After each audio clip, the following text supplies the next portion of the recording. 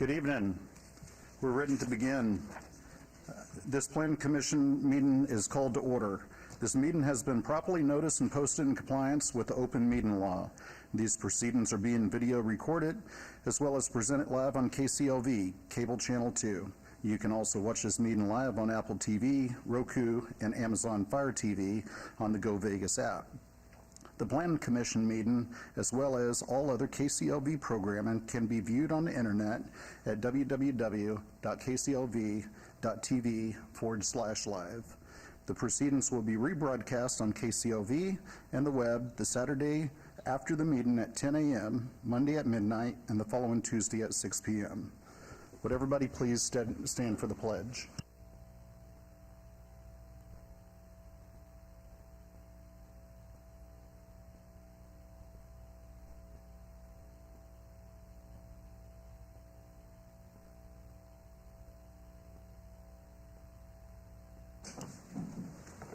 Madam Clerk, would you please call the roll? Chair Schlottman. Present. Vice Chair Cherry is excused. Commissioner Williams. Present. Commissioner Rogan. Present. Commissioner Walsh. Present. Commissioner Kasama. Present. Commissioner Taylor. Present. Thank you. I call your attention to the information printed in the agenda concerning our actions and appeal process, if appropriate. Please read this carefully, and if you have any questions, staff is available. On the second page of our agenda contains our rules of conduct. We appreciate you adhering to these rules so we could have a smooth meeting. Public comment during this portion of the agenda must be limited to matters on the agenda for action. If you wish to be heard, come to the podium, give your name for the record. The amount of discussion, as well as the amount of time any single speaker is allowed, may be limited. All comments made on this item for specific action items will be cross-referenced to those items. Are there any members of the public that would like to be heard? Good evening, sir. Good evening. Mike Ganson, 1100 South 6th Street, Las Vegas, Nevada. I have a question on item 17, I believe. It's an abeyance item, and it has to do with Carrie Dad. Originally, she was operating on a business license, and I have a question whether she needs an SUP or not. She has a food disbursement program there. The prior tenant didn't have one in his SUP, and I don't think the SUPs are transferable. So I think she needs to have an SUP to hand the food out, and we need to look at her facility to see whether or not it's up to code due to the fact that she has so many deficiencies associated with that property, and the idea of her limited access to funds and the limited amount of attention the owner is giving the property. They're not keeping it up. So I'm concerned about rats in the neighborhood. Thank you, Mr. Ganson. If you have questions, staff might be able to assist you with answering those questions, and it's not being held in abeyance. There's going to be a request to have it withdrawn without prejudice. Okay. So, staff, I don't have that information at my fingertips, but staff would be able to help you. But the problem is her business license expires December 1st. Okay. So, and then she won't, then what? I wish I could answer, but from the Planning Commission standpoint, I can't answer anything related to a business license standpoint, but city staff can get you all the, Mr. Lowenstein will help you out right next to your right. Okay, thank you very much. Anyone else wanting to be heard, please come forward. Seeing none, I'm going to close this. Okay, come forward. There's a couple of items. Item number 23-0443-GPA1. I don't know if that has been pulled from the agenda. Has anybody? Do you have the number 14? We haven't got to the housekeeping items yet. We're going to be going through the housekeeping items, discussing if we're going to hold anything in abeyance or everything that's going to be requested for a withdrawal or anything like that. We'll be considering that here in a few minutes. Okay, so 15, 20 half an hour, somewhere around. If you want to wait for a second, after I get through calling those into the record, then I'll ask anybody if they want to come up and speak on behalf of those items. Appreciate it. Thank you. All right, I'm going to close the public discussion and move on to the approval of the minutes for the Planning Commission meeting of September 12th, 2023. Commissioner Williams? Thank you. Through you, Mr. Chair, I'd like to make a motion to approve the Planning Commission meetings from September 12th, 2023. Thank you. Motion's on the floor. Please cast your vote. Aye. And Commissioner Taylor? Aye. All right, and that motion carries.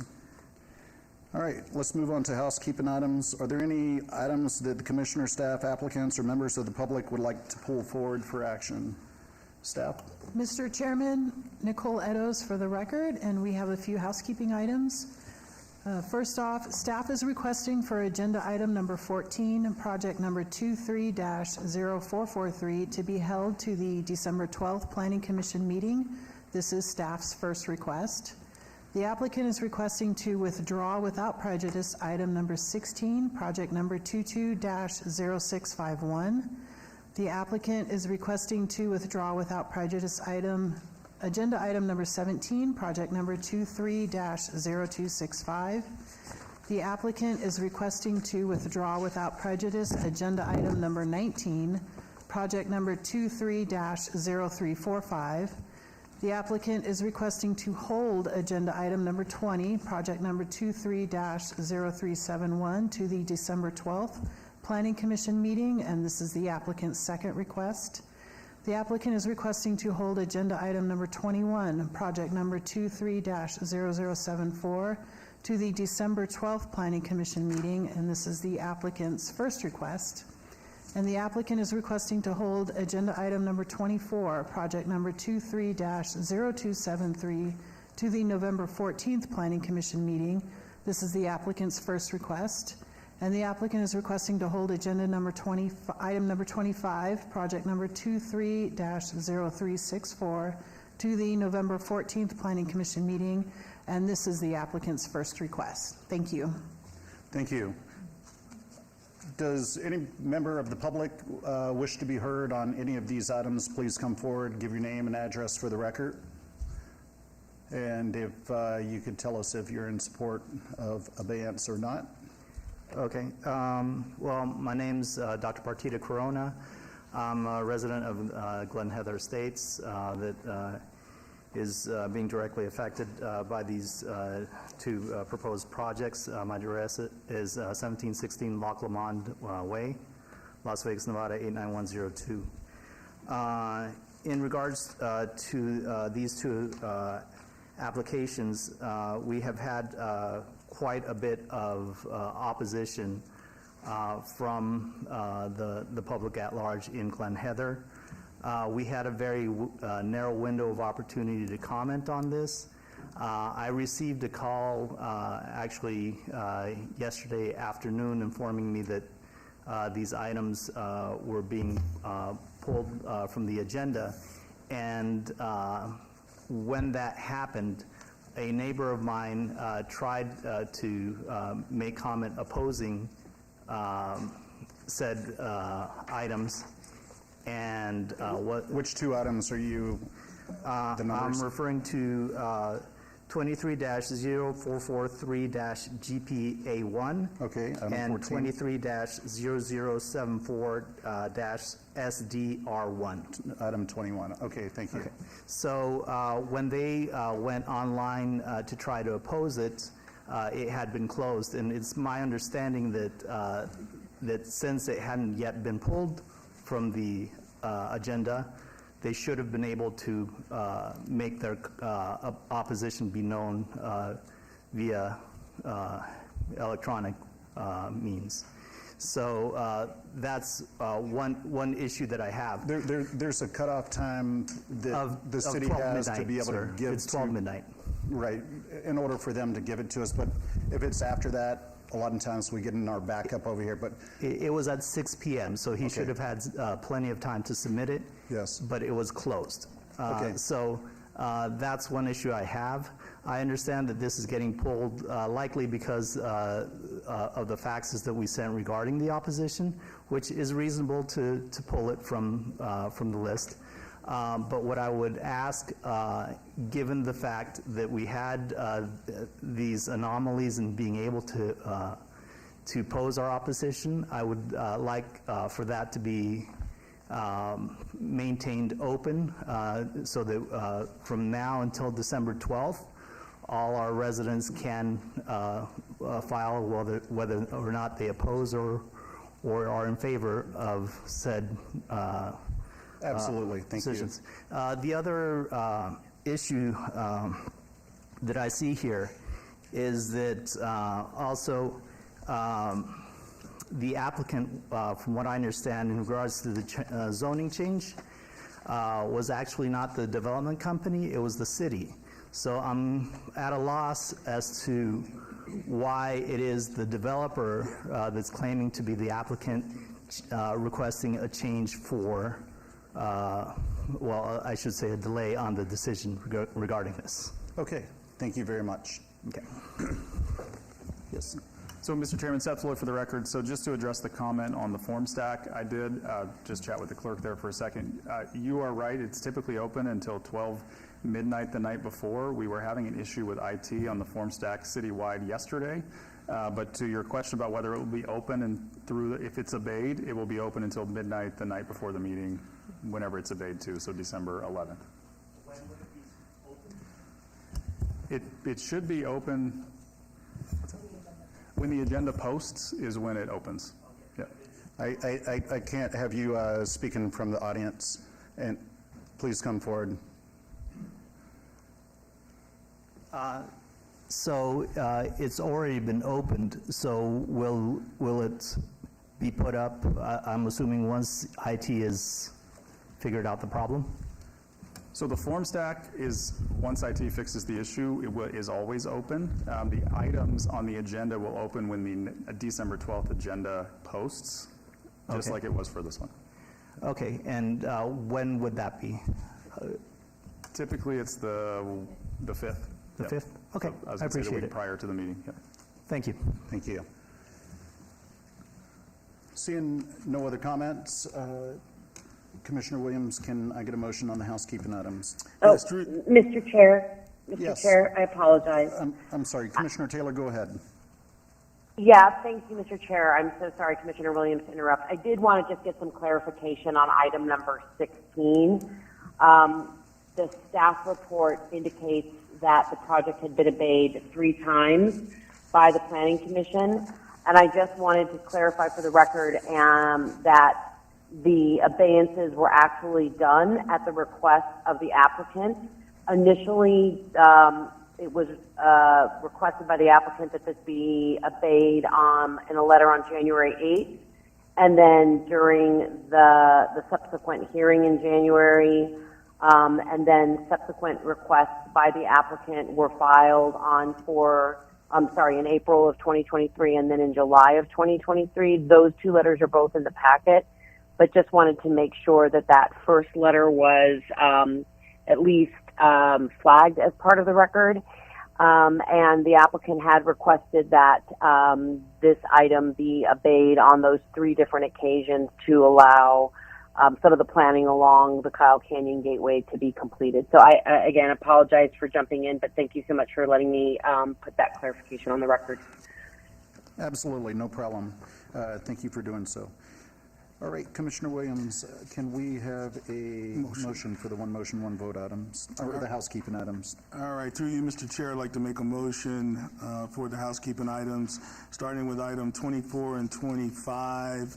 Applicant make a motion to obey those items till the November 14th Planning Commission meeting. Items 14, 20, and 21, make a motion to obey those items to the December 12th meeting. And items 16, 17, and 19, I'd like to make a motion to have those items be withdrawn without prejudice. Thank you. There's a motion on the floor. Please cast your vote. Commissioner Rogan? Aye. Commissioner Taylor? Aye. Thank you, and that motion carries. Moving on to the consent agenda items. So consent items are considered routine by the Planning Commission, may be enacted by one motion. However, any item may be discussed if a commission member or applicant so desires. Anyone wish to be heard on the consent agenda items? Seeing none, I'm going to close the public hearing. Commissioner Williams, could we get a motion for the consent agenda? I'd like to make through you, Mr. Chair, I'd like to make a motion for consent items 7 and 8. That's a motion for approval. Motion. That's a motion for approval. Motion for approval, yes. Thank you. Motion's on the floor for approval. Please cast your vote. Commissioner Rogan? Aye. Commissioner Taylor? Aye. And that motion carries. And Mr. Chair, those items are final action tonight unless appealed to the city clerk in 7 days. Thank you. Moving on to the one motion, one vote. The following are items that may be considered in one motion, one vote. They are considered routine, non-public, and public hearing items with a staff recommendation of approval. All public hearing and non-public hearings will be opened at one time. Any person representing the application or a member of the public or a member of the Planning Commission not in agreement with the conditions and all standard conditions for the application recommended by staff should request to have that item removed from this part of the agenda. Item number 9 is 23-0155, SDR1, applicant Dutch Brothers Coffee, owner Columbia Group Big LLC, for possible action on land use entitlement project request for a proposed 950 square foot restaurant with a drive-through development with a waiver of the building orientation standards on the east side of Rampart Boulevard, approximately 250 feet north of Lake Mead Boulevard, Ward 4. Item number 10 is 22-0394 VAC1, applicant owner is Century Communities of Nevada, LLC, for possible action on a land use entitlement project request for a petition to vacate a roadway slope easement generally located on the west side of Schumber Road, Ward 6. Number 11 is 23-0397 SUP1, applicant Vintage Vegas Tavern, owner Main Street Las Vegas LLC, for possible action on land use entitlement project request for a proposed 1,843 square foot alcohol on-premise full use with a 891 square foot outdoor patio area at 1227 South Main Street. Item 12 is 23-0416 SUP1, applicants Creative Minds Tattoo, owners NEDA Properties LLC, for possible action on a land use entitlement project request for a proposed tattoo parlor, body piercing studio use at 3882 West Sahara Avenue, Ward 1.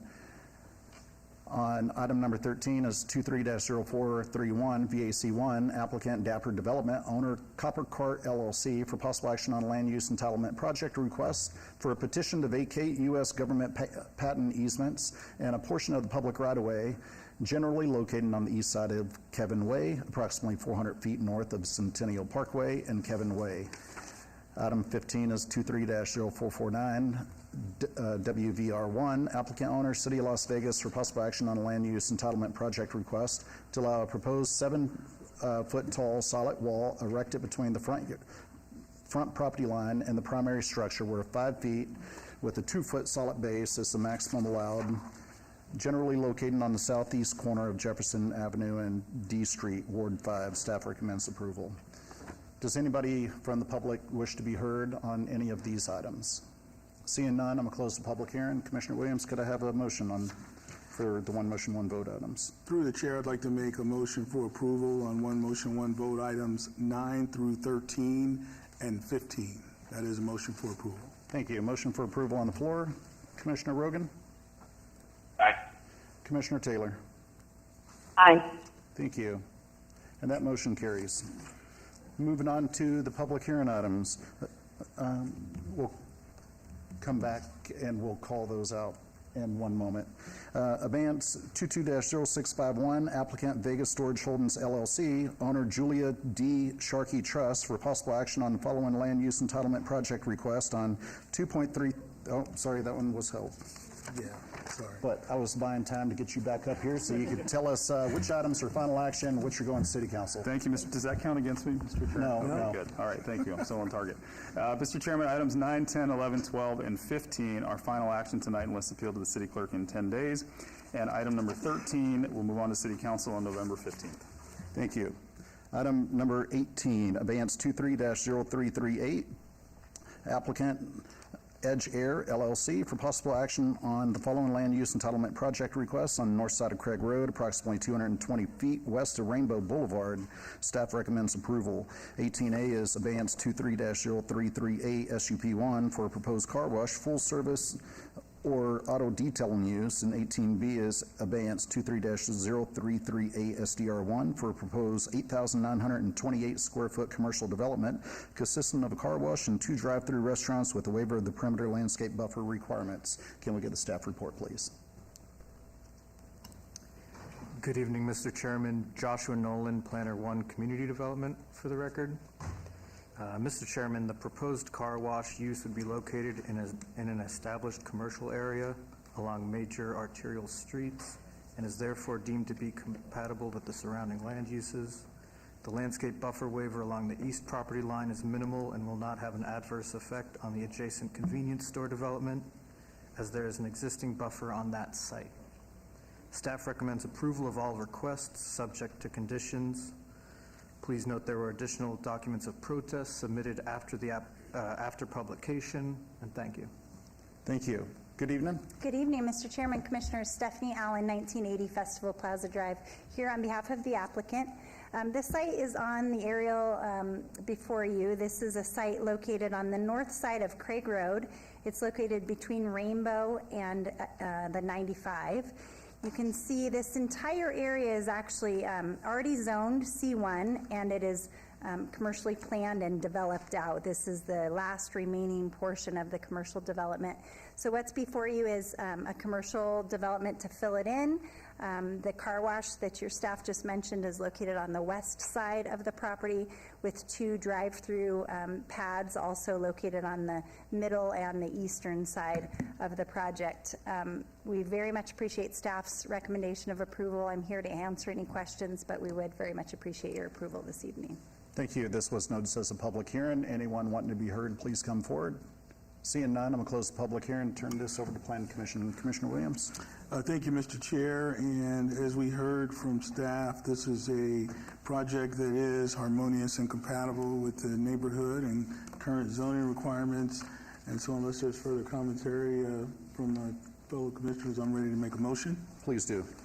I'd like to make a motion for approval, subject to staff's conditions. You agree with staff's conditions? Yes, sir.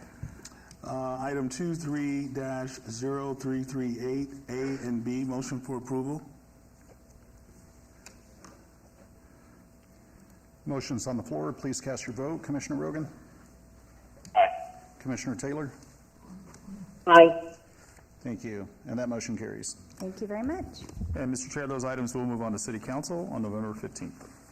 All right, thank you. I'm going to pull a couple of things forward while we have staff here. Item number 40 on Director's Business is abeyance 23-0090 TXT1, applicant owner, City of Las Vegas, for possible action on a request to amend Las Vegas Municipal Code 19 regarding commercial and industrial uses and development standards and to provide for other related matters. Staff recommends approval. Can we get the staff report, please? Good evening. Michael Howe, the Department of Community Development, Comprehensive Planning Division. Chairman, esteemed members, I would like to give a brief update continuing from the August Planning Commission on our commercial industrial uses land use update.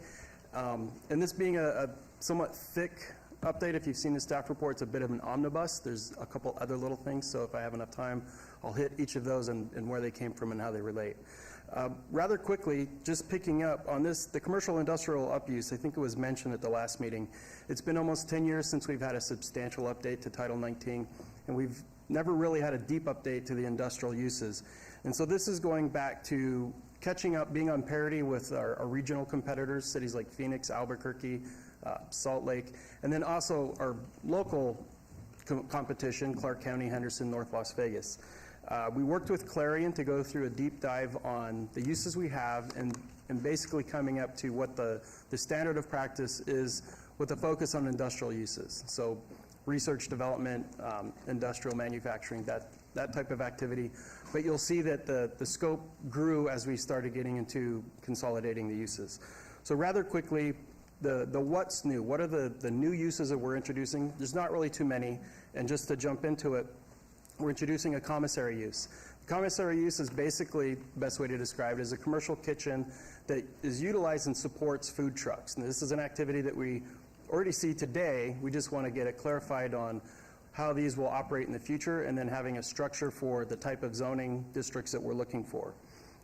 Another one that, because we're now stepping into the 21st century, a data center.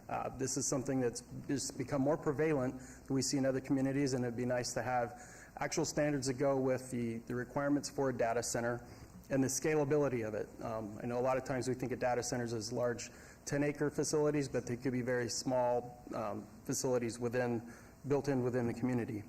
And then thirdly, research and development. As a use, typically research and development is handled by the CPB zoning district. It tends to be the large office park, think national laboratory type category. This category, research and development, allows us to get to a boutique level. So if somebody wants to do a smaller scale, less than 5-acre, company-driven industrial maker type activity, this gives that pathway for that. One of the things that grew out of those new uses, especially with the data center, was the creation of development standards for auxiliary generators. As we go into resiliency, we go into the future, a lot of these places need backup generators, and we now have development standards of where to place those, sound requirements, screening requirements. So that's something that rides with it. Jumping into what's been refreshed or updated, I will give a brief explanation of the strategy we have, but one of the uses I want to jump into is the motor vehicle uses. We've done a pretty substantial consolidation with the auto repair minor, auto repair major, auto parts installation, and basically consolidate it into a motor vehicle uses category, which then waterfalls through the zoning district. So instead of making 7 or 8 different very specific uses for the multiple zoning districts, we took a very standard, generalized, understandable use, then put a fairly descriptive description on that use, and then how it applies to each district. So, for example, rather quickly, with the motor vehicle uses, if you're in the C1 zone, you can do auto parts installation, but you're not going to really be able to do full auto repair. But as you get into C2, CM, the use becomes less restrictive, the less restrictive the zoning you're in. And this, we're hoping that it helps communicate rather quickly for both the applicant and staff a quicker understanding of, well, when you say something, this is what we mean, and this is what we mean for the district it's in. The other few items, we had manufacturing, the same idea. We used to have light manufacturing, heavy manufacturing. Now we just call it manufacturing. And then again, depending on the zoning district, it becomes more restrictive based on the zoning. If you're C1 zoning, it's more restrictive than if you're in industrial zoning. And it gives a pathway for someone, if they're going to grow their business, to not have to keep coming back if they're in the appropriate zoning. Or if they run into those limits, they'll understand they've hit the limits of the activity that's expected. They may have to look for new areas to grow that use. And then lastly, recycling, collection center, and salvage yard. So we had some consolidation because there was some concern from the community about environmental justice and equity. And so within that, we have some areas where it's rather a balancing act, because you have people that may live in affordable housing, and so you want to reduce the household costs in proximity to where they're working. And so we're really balancing between the impact that industrial properties and those types of activities that tend to be high employment centers have on the location of where multifamily residential may be. So within that, that's where we put in the development standards, is start talking about, can you have a salvage yard next to multifamily? No, but can you have a recycling center that's taken care of inside a location or a facility? Yes. So we're trying to get more fine-tuned in the things that are acceptable and supported, where you just naturally assume somebody wants to collect cans and recycle them and take them to a spot, they can do that. But if they're going to scrap a vehicle that's a whole different thing. So in some cases we consolidated, in some cases we had to pull apart to get more specific with that's a heavier use versus that's something we can accommodate. That in general is the quick recap on the industrial use update. We have the permitted uses tables within the staff report in the backup. If we have any questions on that, I'll jump into what I mentioned as the omnibus component, because we have a couple related items that came out of this work. They may not sound like they're related to industrial uses, but we discovered them as we were going through the update of the development standards. So if we have questions regarding the industrial uses, I can take those, or I'll move on to the next couple items just for clarity.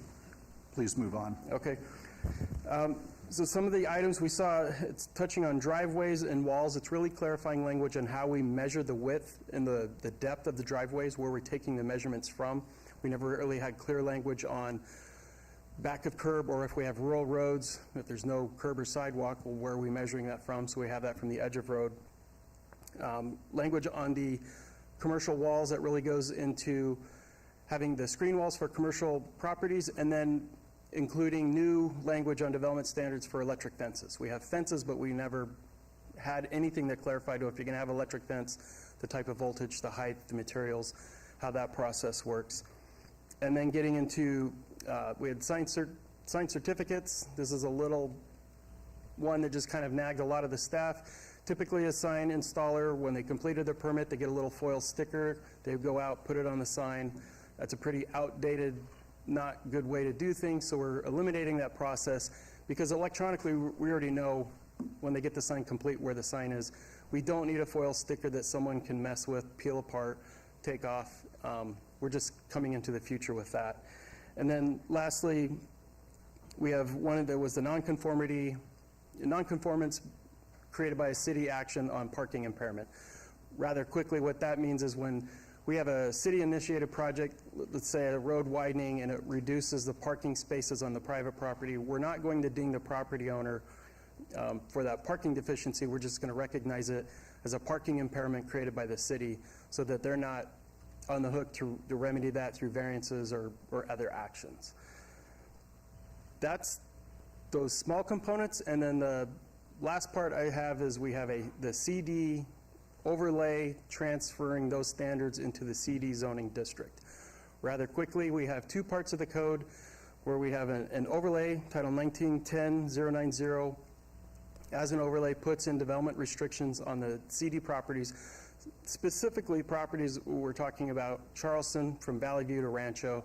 They have a single-story 20-foot restriction, 30% lot coverage restriction, and then a restriction on business hours. We've taken those standards out of the overlay and put them into the Title 1908-065 CD zoning district standards, so that we don't have two parts of the code saying the same thing, causing some confusion and conflict. That's it in a cap shell, and if you have any questions, I'd be happy to answer. Thank you. I do have a question. I read through this, and there was a lot of great modifications made. One thing stood out to me was electric fence. And is it allowed by right to have an electric fence up to 10 feet as long as you're in a non-residential property? So to my understanding, this is really emanating from the new state law. So changes in state law are what's putting pressure on us to have development standards in place. So yes, as written, that's our reflection of, and then that's where it has the requirement to have it posted that it is an electric fence, and then every 40 feet. But let me ask it a little bit differently. Will a 10-foot tall fence have to come back to the planning commissioner, or that's just going to be allowed by right? Because reading this document, the electric fence is allowed to go up to 10 feet in height, and if that's by right, I'm not in support of that. I think it should. I mean, because of every Albertsons, liquor store, building supply, every place, every commercial property in this town, including, well, we excluded residential, but we included RE and U for undeveloped. I don't know why an RE would need a 10-foot tall fence going around their property either, but my bigger concern would be if there's commercial properties that just by right start popping up with 10-foot tall electric fences around them throughout all of the city of Las Vegas. So to that, Chairman, with the electric fence, it's also with what we have, I don't want to say prohibited materials, but materials that require site review. So allowed by right, but it does require a discretionary review through a site development plan review. Regarding the height, I will get back to the clarification on that, because even as a site review, does that provide a workaround to a height variance? Mr. Chair, Fred Solis for the record. Yes. So looking at the staff report, the electric fence or battery charged fence shall not exceed the overall fence height allowed in the applicable zoning district of the property. So the fence would be limited to the zoning district for that particular property. Thank you. Okay, I just read something different, but and I apologize. Here, let me pull it back up. So, section, well, I'll just read it up. It shall not be higher than 10 feet in height or 2 feet higher than the height of the non-electric perimeter fence. Okay. I'm gonna move on to Commissioner Williams and read this one more time. Well, through the chair, I was just going to say, outside of this issue, I appreciate the work around, keeping up with the current trends and preparing for future businesses from a technology perspective. So that was good to see. Commissioner Walsh.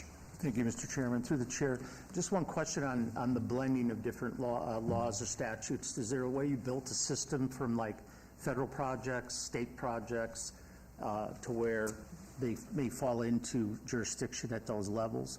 Have you dealt with that?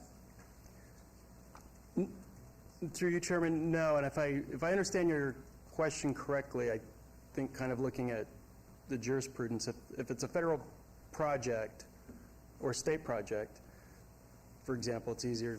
State projects have their own building department and review, so we have, in most parts, little say over what they do. Okay, yeah, my question was specifically like they're doing, say, a road construction. It goes through the city, goes through the county, and then goes into a state road. So things like that. Is there a way that it's all combined, or does it just take the highest level of statute level?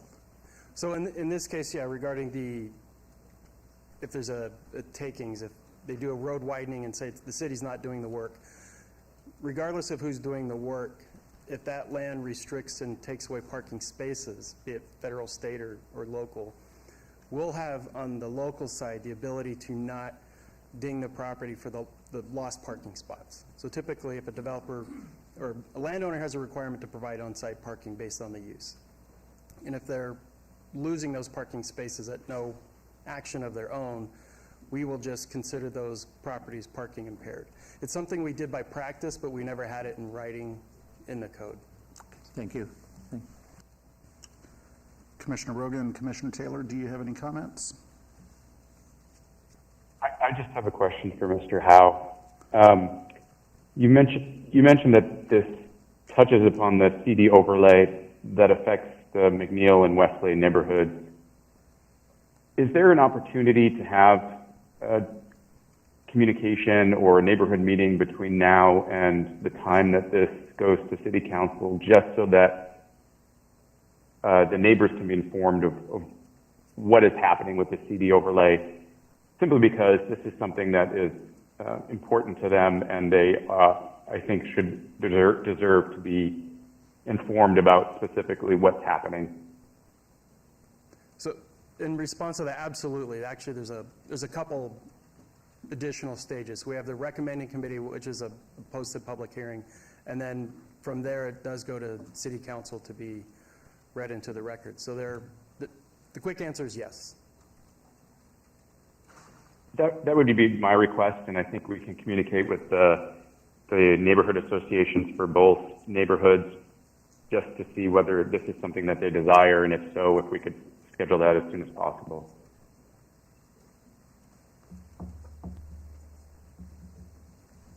Okay, thank you.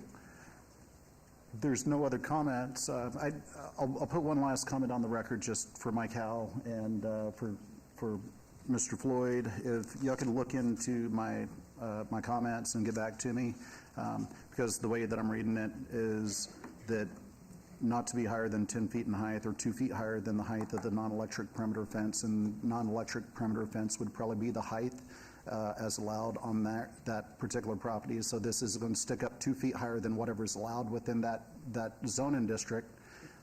So I don't think that that's right, and I think it should come back to us, and not maybe come back to us on the way that it looks. It should have to come back to us on a height variance if that's the case. I mean, it's always had to come back to us. I think it's the right thing to do, and I just want that expressed to City Council when this goes to City Council, and I'd like to have just some kind of communication before it hits City Council. Saying that, Commissioner Williams, could we get a motion? We can, through the chair, just a point of clarification. Does this require an additional condition, or it can be made as is? It can be made as is. So at this time, I'd like to make a motion for approval on item 23-0090, text 1.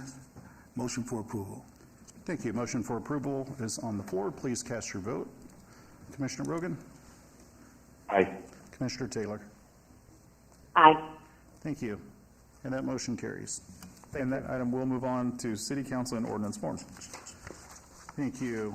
And on item number 22, 23-0133 VAR1, applicant owner Cesar Flores for possible action on land use entitlement project request to allow a 1-foot side yard setback where 3 feet is required, and to not be aesthetically compatible with a principal dwelling unit where such is required for an existing residential accessory structure, a 0-foot side yard setback where 3 feet is required, a 0-foot separation from primary dwelling where 6 feet is required, and to not be aesthetically compatible with the principal dwelling unit where such is required and located in the front of the primary dwelling where such is not allowed for an existing residential accessory structure, a 0-foot side yard setback where 5 feet is required for an existing patio cover and total accessory structure coverage of 68% of the primary dwelling floor area where 50% is maximum allowed at 219 South 15th Street, Ward 3.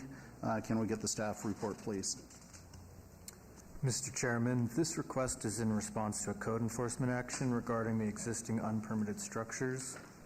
As the requests are determined to be a self-imposed hardship, staff recommends denial of the variance.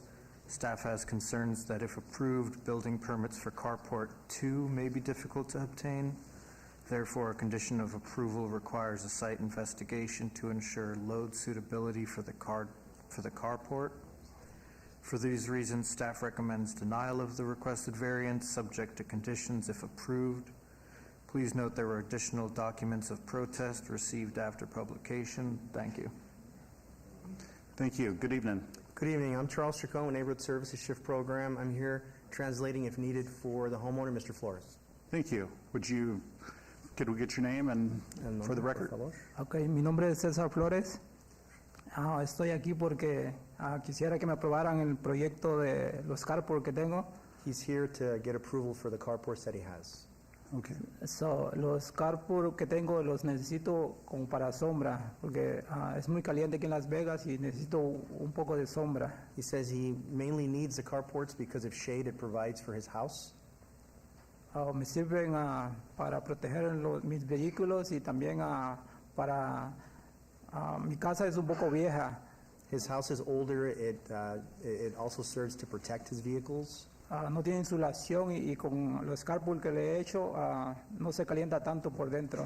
Because the carports he constructed, it doesn't get as hot when the cars are parked underneath it. Thank you. This was noticed as a public hearing. Anyone wanting to be heard, please come forward. Seeing none, I'm going to close the public hearing and turn this over to the Planning Commission for discussion and possible action.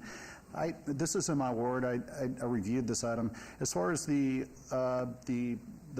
patio in the back, you had a letter of support from one of your neighbors, and then the carport in the backyard is very similar to just about everything else within the neighborhood. So the biggest one that I had an issue with was the front yard. The front yard carport is sitting on top of a block wall. I'm not the building department, but I think you're going to have a near impossible time trying to prove that a 40-year-old block wall is going to support that carport that's up there. I'm inclined to not approve the front yard carport, but I wanted to see if anybody else had any comments on this. Through the chair, I would agree with those comments, and from my perspective, it's just not compatible and harmonious with the resident. Thank you. It's really an eyesore. Thank you. And I looked throughout the neighborhood, and what's going on in the backyard is fairly compatible. I could get behind that, but the front yard, I think this is the only one that I've seen on that street, so I wouldn't be able to support that. So I would ask if you'd want us to make a motion to approve the accessory structure or the carport in the back and the back patio with all those variances, and exclude the front carport from our motion. No van a ponerlo. ¿Quieres que hagan así? Sí, o no puedo, ¿cómo se dice? Por hacerlo diferente en el frente. He says if it's possible, if he has a chance to do the front differently, if that would make a difference. Look, it's a nice looking carport that he installed. It's just that it's in the front yard, and we don't allow carports to be built in front of houses. And if we do this, it's a dangerous precedent that we could be setting, because if everybody start building carports in the front yard, that's not the direction that we want the neighborhood to necessarily be going. Okay. Entonces, ¿Está bien? ¿Detrás está bien? He's okay with that, sir. Okay. Mr. Chairman, through you, if you are going to make a motion to not approve the front carport, then we would need to delete condition of approval number 2. Okay.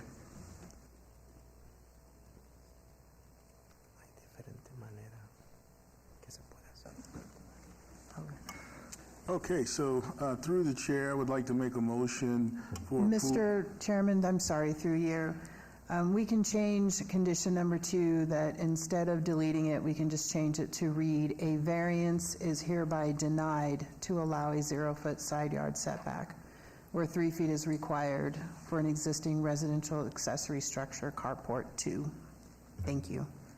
Can you explain that to the applicant? Entonces lo que van a hacer es, van a hacer todo bien para de atrás, pero en el frente no van a estar, te van a negar que mantengas esto. Okay. Vas a tener que quitarlo. Está bien. Va a ser diferente. Okay. He understands, sir. Thank you. All right, so Mr. Chairman, I apologize. This is a complicated one. So we just amended condition number 2, which would read, a variance is hereby denied. And then condition of approval number 3 also addressed that same carport. And we would also need to amend that one to read, a variance is hereby denied to allow a 0-foot separation from the primary dwelling, where 6 feet is required for an existing residential accessory structure carport 2. And 7, I'm sorry, and number 7. So number 2, 3, and number 7 will read, a variance is hereby denied. All right. And the applicant is aware of those 2, 3, and 7 are denied, which would pertain to that front carport. Yes, sir. Okay, thank you. Commissioner Williams? all right, let's try this again. Through the chair, I'd like to make a motion for approval on item 23-0133 VAR1, including the amended conditions as read into the record, conditions 2, 3, and 7. Thank you. That is a motion for approval. Motion on the floor for approval. Please cast your vote. Commissioner Rogan? Aye. Commissioner Taylor? Aye. And that motion carries. And Mr. Chair, that item is final action tonight and must appeal to the city clerk in 10 days. Okay. And he just wanted to find out how long does he have in order to take down the front one? approximately? Mr. Chairman, through you, this does have an open code enforcement case, so he can work with the code enforcement officer on a timeline for contact that. them then. Yeah. Thank you. Okay, thank you. I have two more items that I'm going to take out of order. Item number 37, which is 23-0445 VAR1, applicant owner Clara D. Lorette Gonzalez for possible action on a land use entitlement project request to allow an existing 6-foot-tall front yard wall fence with a 6-foot-tall wrought iron gate where 5-foot front yard wall fence with a 3-foot-tall wrought iron fence and 2-foot solid wall base as the maximum height allowed at 4320 via Vaquero Avenue, Ward 1. Staff recommends denial. Can we get the staff report, please? Good evening, Mr. Chairman. Steve Swanton, Senior Planner, Community Development. This request is in response to a code enforcement action regarding an existing 6-foot unpermitted block wall and wrought iron fence along the property line. No evidence of a unique or extraordinary circumstance related to the physical characteristic of the site has been presented to warrant the requested variance. As such, the hardship is deemed to be self-imposed, and staff recommends denial of the variance request. If approved, a building permit must be obtained for the existing wall and fence. Please note there were additional documents of support received after publication. Thank you. Thank you. Good evening. Good evening. Good evening. My name is Nicholas Burnett. I'm here to translate if needed for the homeowner. Okay, thank you. Could we get your name and address for the record? My name is Clara Loret. My address is 4320 Via Vaquero Avenue, zip code 9A102. Thank you. Would you like to tell us about the application? Ajá. Estoy aquí porque quiero la aprobación para mi muro. Hace 1 año y 10 meses compré la casa y la compré precisamente porque me motivó el muro por la seguridad que ofrece a mi familia.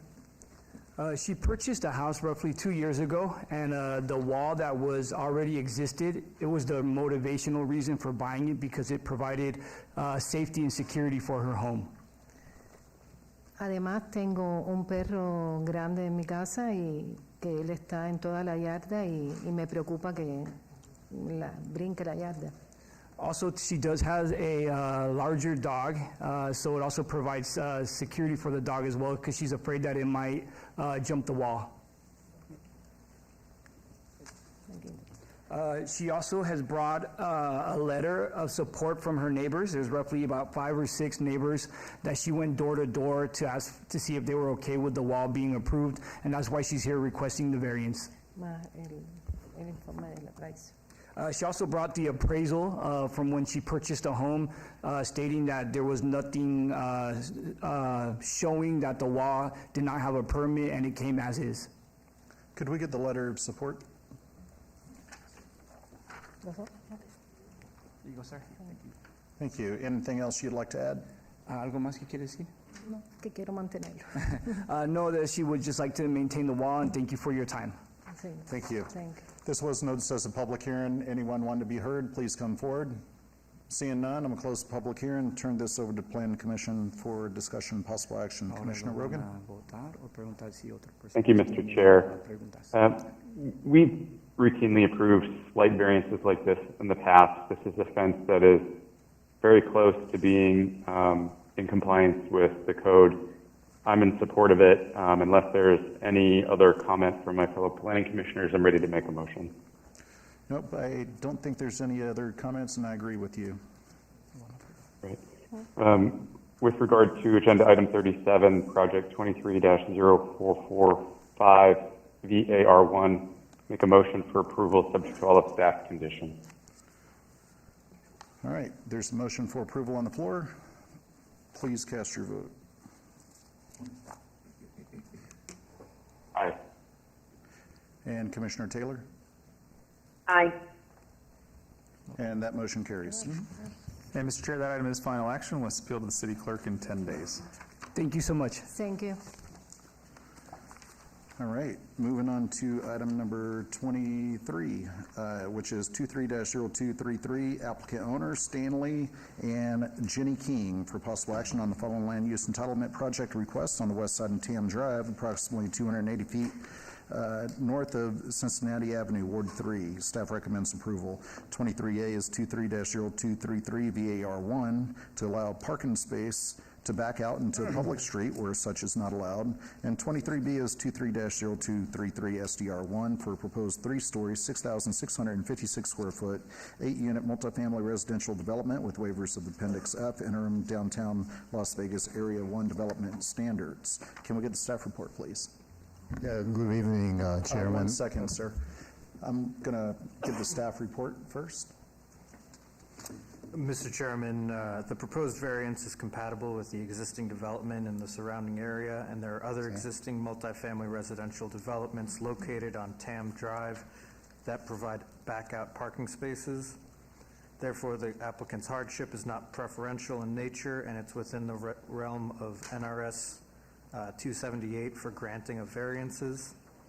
Despite the requested waivers to allow an increased front yard setback and to allow reduced buffers between the building and parking spaces, which staff supports, staff finds the proposal represents much needed multifamily housing within the downtown Las Vegas Gateway District area.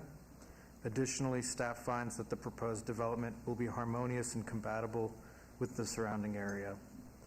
For these reasons, staff recommend approval of the requested variance and site development plan review, subject to conditions. Thank you. Thank you. Good evening. Good evening, Chairman, the Commissioners. My name is Al Blasco here with the owner. A brief description of this project will be, as the staff just said, it's a three-story building with 8 residential multifamily units on it, 4 in the first floor, 4 in the second floor, and we will have a rooftop deck accessible. The access to the building will be from the Tam Street on the east side and from the alley on the west side. We have buffering on 3 sides of the building, north, south, and east. And as of parking spaces, we are proposing 8 parking spaces with 1 van accessible parking space on Tam Street. As the staff just said, what we are requesting here is a variance, a waiver standards, and 2 minor exceptions. The variance will be for the parking on Tam Street backing out to a public street, which is not allowed. The waiver standard for a 10-foot landscape setback on Tam Street, where 5 foot is required. And the 2 exceptions will be a 0 buffer between the building on the west side and the alley parking, and on the other side, a 4-foot buffer between the building and the parking on Tam, where it's required 5. So such this and what staff recommended, we are here just to ask you for your consideration on this and approval of this nice project. As you can see on the, I don't know if you can just show a couple of plans that we have in the system. Maybe we can see the elevations. It's a nice building. The next one. The next one will be, see there, this building is in relation to anything that's surrounding the building. This is a very nice building, and I believe it will improve all the area and everything that's expected, as you see here. Thank you. I appreciate it. Can I add something? Yes, if you'd like to add something, if I could get your name for the record. Okay. Yeah, hi, I'm Jenny King. I'm the owner and the designer of this building. I think that area has so much potential. It's a really good location, but it's really destroyed right now. And that's what we're trying to do, you know, like doing the rooftop deck. That gives the people like some area that the people can relax and have a better quality of life than if we just do the roof and have not even a backyard, you know what I mean? The apartments are very small. It's just 1 bedroom. It's 6 of 1 bedroom and 2 bedrooms. But I think it's a great location, and it's a very good start to make that area beautiful.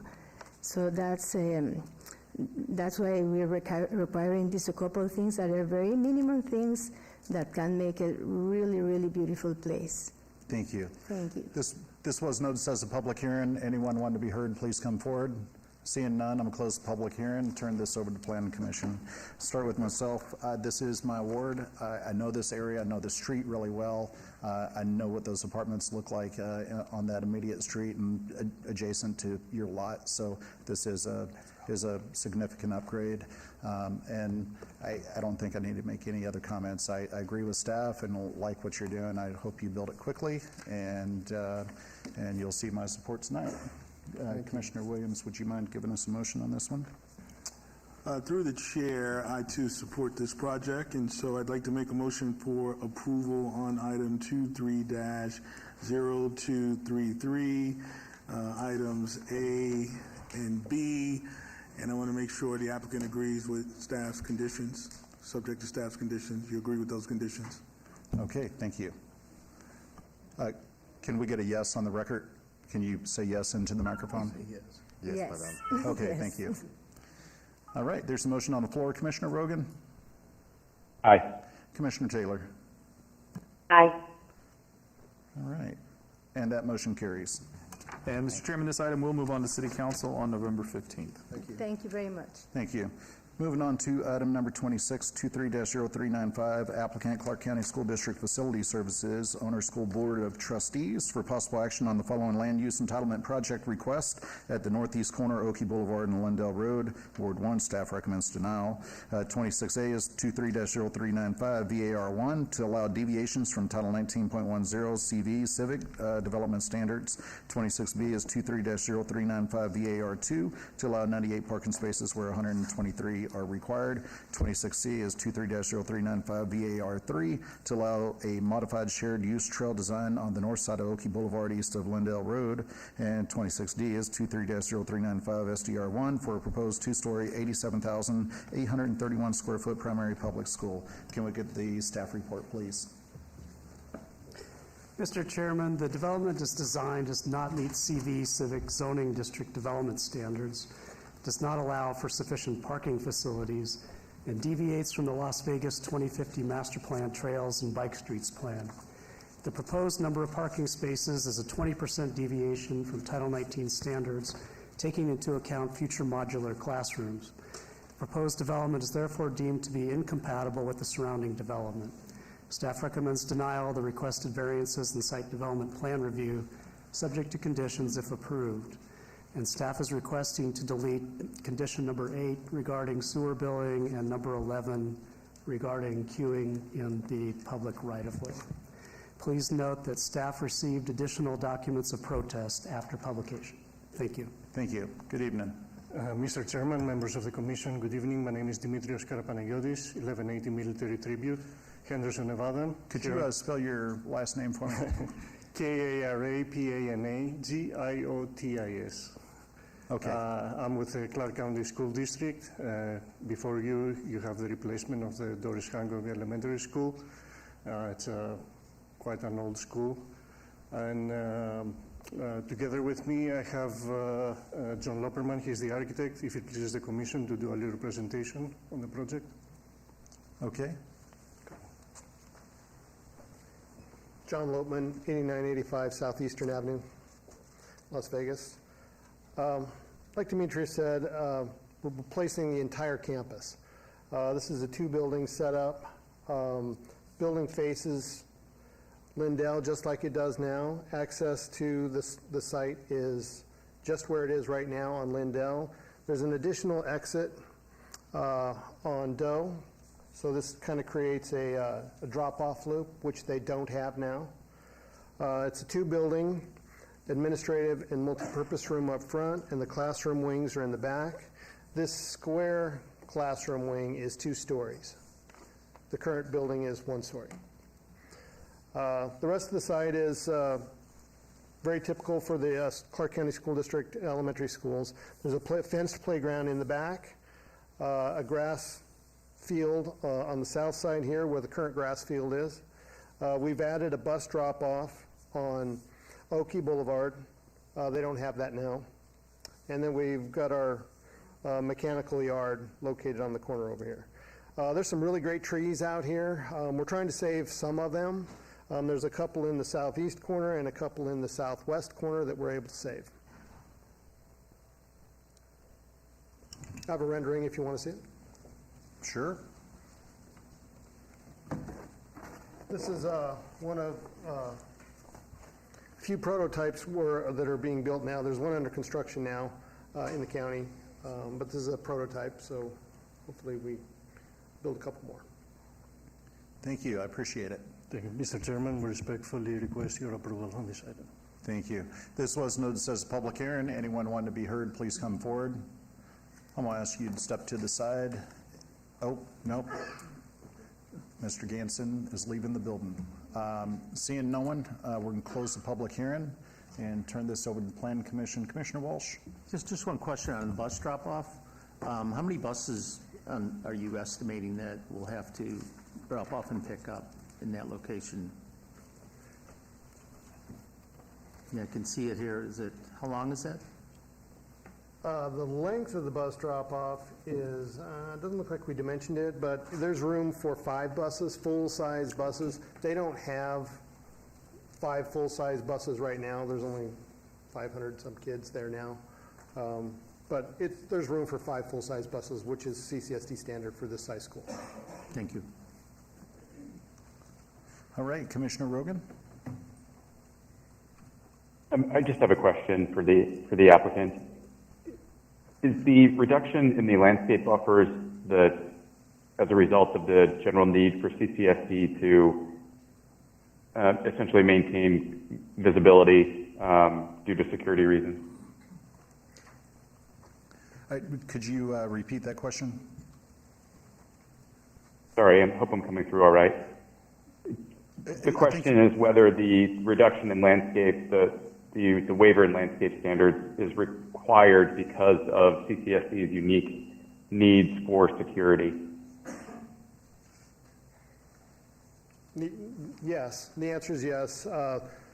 There's cameras throughout the campus, on the building, and in the parking lot. The trees obstruct the camera view. So it's a school district. I'm ready to make a motion. Please do. Unless there's other comments. No other comments. Okay. With regard to agenda item 26, project number 23-0935, A through D, a motion for approval of the item as well as sub-items subject to all staff conditions. Motion's on the floor.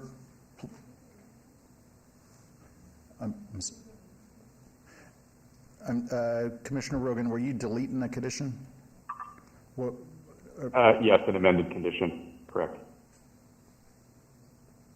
Mr. Chairman, through you, if Commissioner Rogan could clarify that amended condition for us?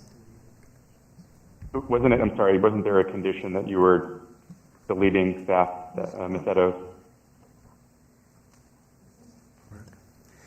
Mr. Chairman, through you, staff has requested to delete conditions 8 and 11 associated with the SDR. So that would be 23-0395-SDR1, conditions 8 and 11. Are you in agreement with the deletion of those 2 conditions? Yes, Mr. Chairman, we had extensive conversation with staff, and yes, we agree to the deletion of this. Actually, we requested, this condition, to be removed.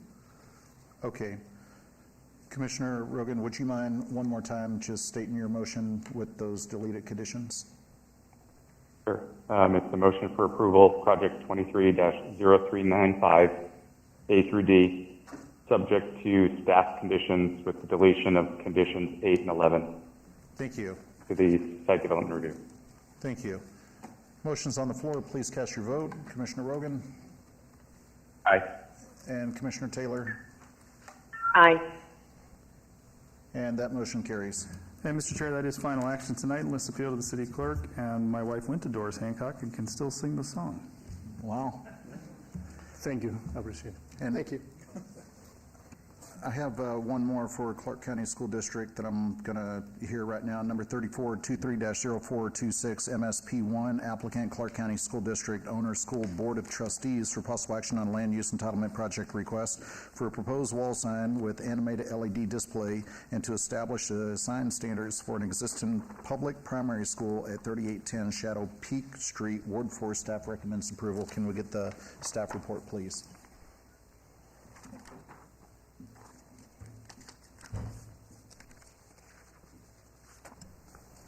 Mr. Chairman, this site is located in the Lone Mountain Master Plan area, which does not have specific sign standards for schools. Through the proposed signage criteria, the proposed wall signage would adhere to CV sign requirements and conform to residential protection standards for illuminated and animated signage, similar to the standards for most public and private schools. Staff therefore recommends approval of the proposed master sign plan with conditions. Please note there are additional documents of support received after publication. Thank you. Thank you. Good evening, sir.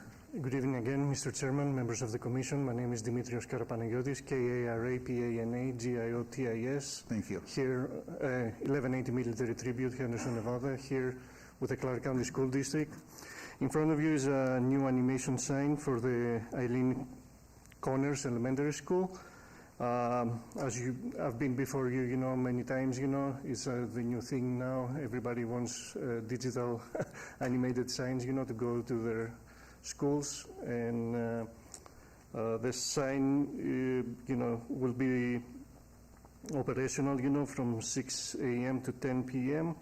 And after that time, it will be static. In case of a malfunction, the sign, will go blank. Respectfully request approval of this item. Thank you. Thank you. This was noticed as a public hearing. Anyone wanting to be heard, please come forward.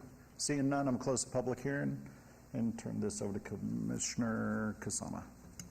Thank you. This is a pretty cut and dried issue. It's a wall sign, it meets code, and that is why staff is recommending approval. So if there are no other comments from the Planning Commission, I'm perfectly happy to make a motion for approval. Thank you. There's a motion on the floor. Please cast your vote. Or if you need me to read out the motion, that's fine. Go ahead. It's fine. Read it out. I'd like to make a motion to approve item 3423-0426 MSP1, pending all staff approval. Thank you. Commissioner Rogan? Aye. And Commissioner Taylor? Aye. And that motion carries. And Mr. Chair, that is final action tonight, and let's appeal to the city clerk in 10 days. Thank you and good evening. All right, thank you. Item number 27 is 23-0399, applicant Greystone Nevada LLC, owner BABB Investment Company for possible action on the following land use entitlement project requests at the northwest corner of Isaac Newton Way and Metro Academy Way, Ward 4. Staff recommends denial. 27A is 23-0399, MOD1 from OSR, Open Space and Recreation, to MLA, Medium Low Density, Attached Density, Lone Mountain Special Land Use Destination. 27B is 23-0399, VAR1, to allow 5,678 square feet of open space where 21,780 square feet is required. 27C is 23-0399, VAR2, to allow a proposed 7-foot retaining wall where 3 feet and 6 inches is the maximum allowed, and an overall 13-foot tall screen and retaining wall height where 9 feet and 6 inches is the maximum allowed. 27D is 23-0399, VAR3, to allow private streets to not meet public street standards. 27E is 23-0399, VAC1, petition to vacate a roadway, utility access, and drainage easement. 27F is 23-0399 SDR1 for proposed 66-lot single-family detached residential development. And 27G is 23-0399 TMP1 Challenger and Isaac Newton for proposed 66-lot single-family detached residential subdivision. Can we get the staff report, please? Mr. Chairman, the applicant is proposing a 74% reduction in the amount of required open space as required by the Lone Mountain Master Development Plan. In addition, staff does not support the design of the proposed Stubb Street terminus as oversized vehicles and oversized service and emergency vehicles struggle with turning their large service vehicles around when exiting the development. and deviations from the maximum wall height requirements could be avoided by stepping back the retaining walls. Staff therefore recommends denial of all applications. Please note an additional letter of protest was received since publication. Thank you. Thank you. Good evening. Good evening, Mr. Chairman, Commissioner Stephanie Allen, 1980 Festival Plaza Drive, here on behalf of the applicant Lennar Homes. The site that's before you is located on the aerial. It's located just to the north of Cheyenne. Cheyenne's located right here.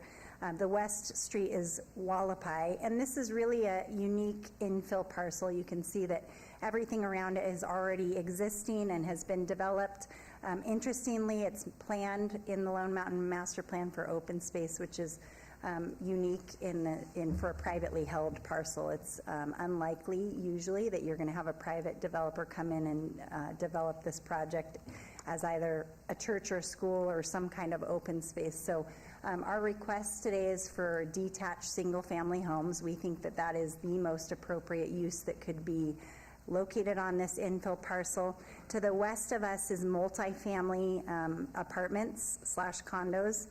To the north is the Challenger School site, if you're familiar with that school. To the east is Policeman's Park.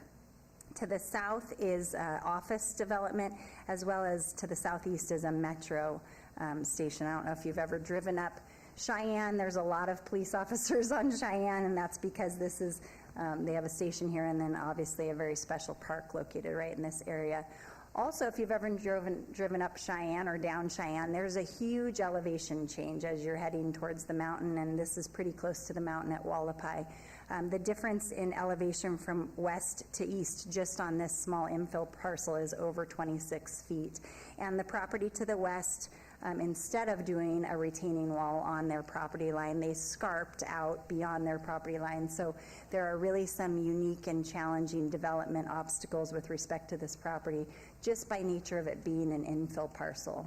So there's under the code, there's standards that you have to be unique or extraordinary, and this parcel certainly is both of those.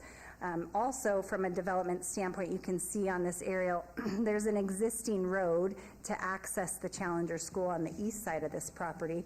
There's also a water district facility that we're working on parceling out that has to remain a portion of the Challenger site. Again, issues on this particular infill parcel that make it a little bit difficult to develop, and so we do have a couple variance requests that I'll walk through, and I can explain the reasoning for those variance requests. But with respect to our proposed use, I think infill detached residential homes is the best use you could have on this property. Arguably, if I were looking at this, you could probably even ask for higher density because you do have apartments right next door and you don't have any homes around, single family homes. So from a density standpoint, the medium-low attached designation and the proposal for detached housing is certainly compatible and appropriate for the area, and I think your staff agreed in their staff report that that was the case. Their concerns were specifically with the variance requests. So this is the site plan that we have before you. There was actually a similar site plan proposed about a year ago. American Homes for Rent had an application a little bit different than this, but we did take the feedback that the neighbors in the area had given at that neighborhood meeting. One of my colleagues did a neighborhood meeting about a year ago on this property, and there were some residents that showed up. And the feedback that we received at the time was that the Challenger School was here and there's a playground located to the north of it. And so in laying out this particular site plan, we made sure we did side-loaded lots on these two lots that are adjacent to the playground to ensure that there's no effect whatsoever from our development onto that adjacent playground area. It'll be side-loaded homes. You won't have rear yards there. It'll just be the sides of the homes. Also, these lots that are adjacent also to the school, you can see are extra long lots in length. In fact, many of these lots are very, very long in length. The required residential setback in the rear is 15 feet. 2/3 of these are over 25 feet in length. So these are big backyards. Some of them are 35 to 45 feet in rear yards because the homes are all two-story homes. So residents in this neighborhood will have very good, nice, large rear yard setbacks to do with their recreation in their rear yards, but most importantly, my point was just with respect to the Challenger School, we took that into account when we laid this particular site out. The three variances that we have, there was reference to the open space variance. We do have one common element in the property. However, we're really luckily uniquely situated next to Policeman Park. So we will have a residential pedestrian access that crosses this private drive over to Policeman's Park. Also, we've been working with Steve Ford and his office to come up with some kind of contribution that we could do for Policeman's Park in lieu of our requested reduction in open space within the community. We were provided a list about a week ago from Steve Ford himself, and we've been evaluating internally what exactly that contribution will be, but he gave us some great options that are needed in Policeman Park, and I know Lennar Homes is going to be willing to do that. So between now and City Council, we'll be offering a specific condition on what we can do to contribute to Policeman's Park and have that great amenity right next to this project. So that's the first variance that we had. The second variance is with respect to the streets. We are proposing private streets instead of public streets, and with the private streets, that requires typically a gate and a cul-de-sac instead of the stub street. We will have to maintain those. So the HOA will maintain them. The city won't have to maintain the streets. The stub street we have here, we like the layout because we can have that pedestrian access point here instead of the cul-de-sac. Again, those are streets that the HOA would be maintaining, and we'd like to keep it a non-gated community. It's saves in costs with HOAs, especially when you have homes that are ideally going to be starter homes. No homes are cheap these days, but certainly this is an opportunity for some folks to move into first-time home buyer homes. The third variance we have is with respect to the topography on the site. So we are asking for some additional retaining, and the reason is, as I mentioned, on the west side, there's an area existing there that also has an easement that we're asking to vacate that has been scarped, and so instead of them retaining it, we now have to retain that on the west side. That's a unique and extraordinary development consideration that we have on the west side of the property.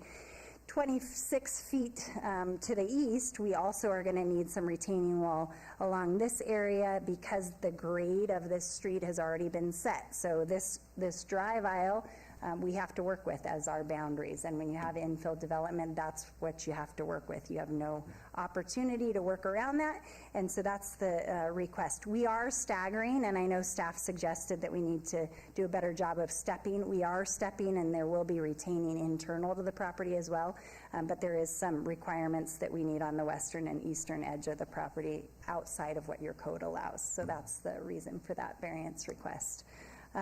With respect to the vacation, there is an area along this western edge that I know your staff previously recommended approval of, so I don't think there's a need for it. I think the recommendation of denial just ran with the overall project, but we are asking to vacate that. And then, as I mentioned, the overall site plan is 66 lots. The density is just a little over 8 units to the acre. I think it allows 8 to 12 units to the acre in the category that we're asking for, so we're on the lower end. But again, really nice opportunity for some 2-story entry-level homes that Lennar will be building for sale. That was another comment that was made at the neighborhood meeting, the first neighborhood meeting with American Homes for Rent. They do a great project too, but they're a for-rent developer, and here I think the neighbors will be happier with a for-sale product. So with that said, I'm happy to answer any questions. We would very much appreciate your approval, with the understanding that between now and City Council, we'll work on what contribution we can offer for that Policeman's Park. But we very much appreciate your approval. All right, thank you. This was noticed as a public hearing. Anyone wanting to be heard, please come forward. Seeing none, I'm going to close the public hearing and turn this over to Planning Commission for discussion. Commissioner Kasama. Thank you, and thank you for the presentation. I've appreciated the debriefing that your team has given on this item. There are just a few kind of outstanding questions that I do have. I noticed in the staff report they did put a particular emphasis on fire and safety. And so particularly as it regards to fire safety, so fire truck access and the like, I don't know if this is a question for you or perhaps for city staff, if they can confirm on record that, you know, the fire department has eyes on this project and they feel that they have this ability to move those vehicles within the property lines?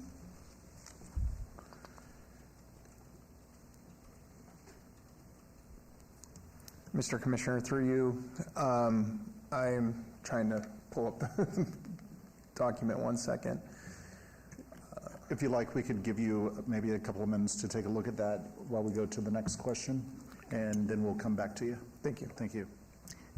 Perfect. And the other is, you touched upon it as well, but this is a substantial variance request in terms of the open space requirement, but I do appreciate that you are utilizing the adjacent park next door, so certainly do appreciate you working with the parks on contributions to beautify or update it. So just, I'll be having it as a motion attached, but if you can have that formalized prior to the November City Council meeting, as long as you are in agreement with that. My question really is kind of going back to the fire safety is just an important component for me.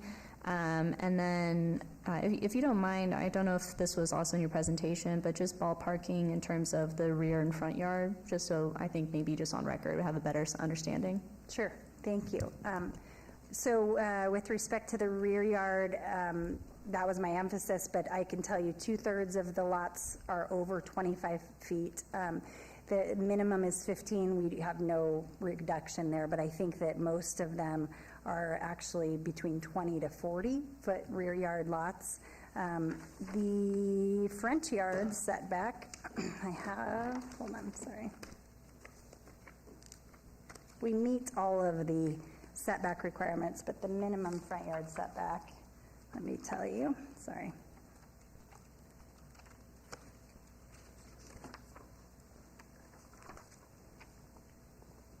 Is 20 feet. So the driveways are all 20-foot driveways, and they always do pavered driveways there. So 20-foot front, side yards are 5 feet, corners 10 feet, and rear minimum's 15, but we exceed that significantly.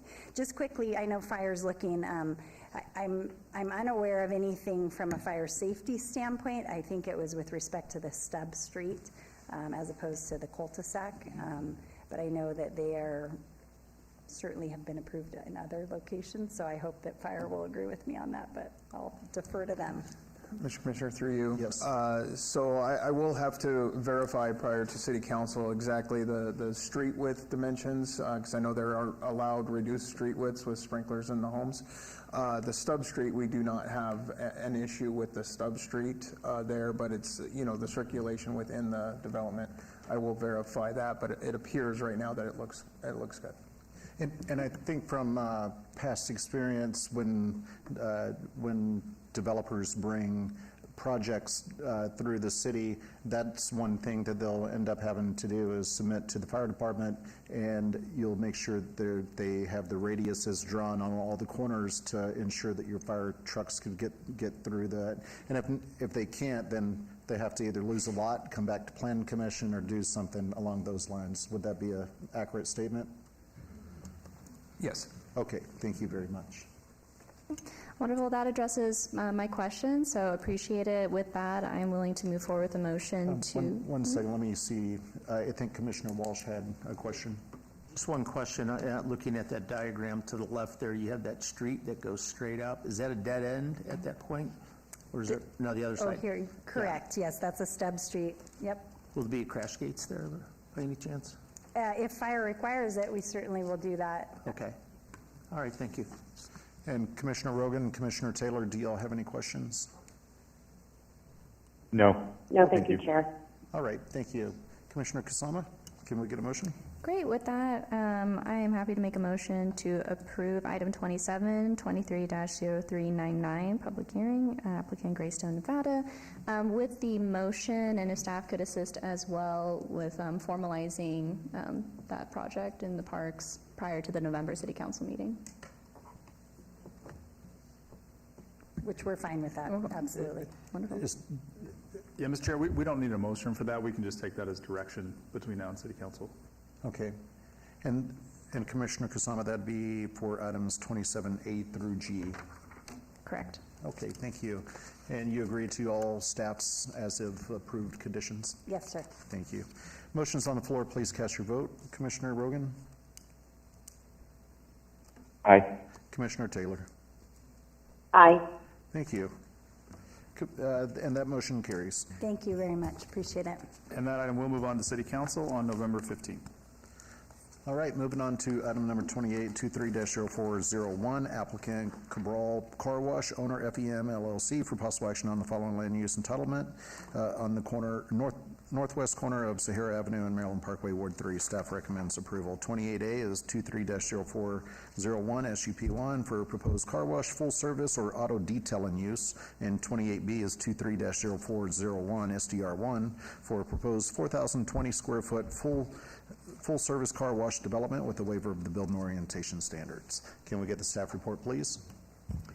Mr. Chairman, staff has determined the proposed car wash development is consistent with the previously approved plans for the subject site. The proposed project is compatible with the adjacent developments and meets all minimum requirements of Title 18 and the conditions of approval for the previous site development plan review for the entire commercial development. Therefore, staff recommends approval of the requested special use permit and site development plan review. Thank you. Thank you. Good evening, sir. Good evening. Zane Hadfield, here representing the owner, 3213 East Warm Springs, Las Vegas, 89012. You have any comments on the project? Staff recommends approval. We're in agreement with all the conditions and just here to respectfully request approval. Thank you.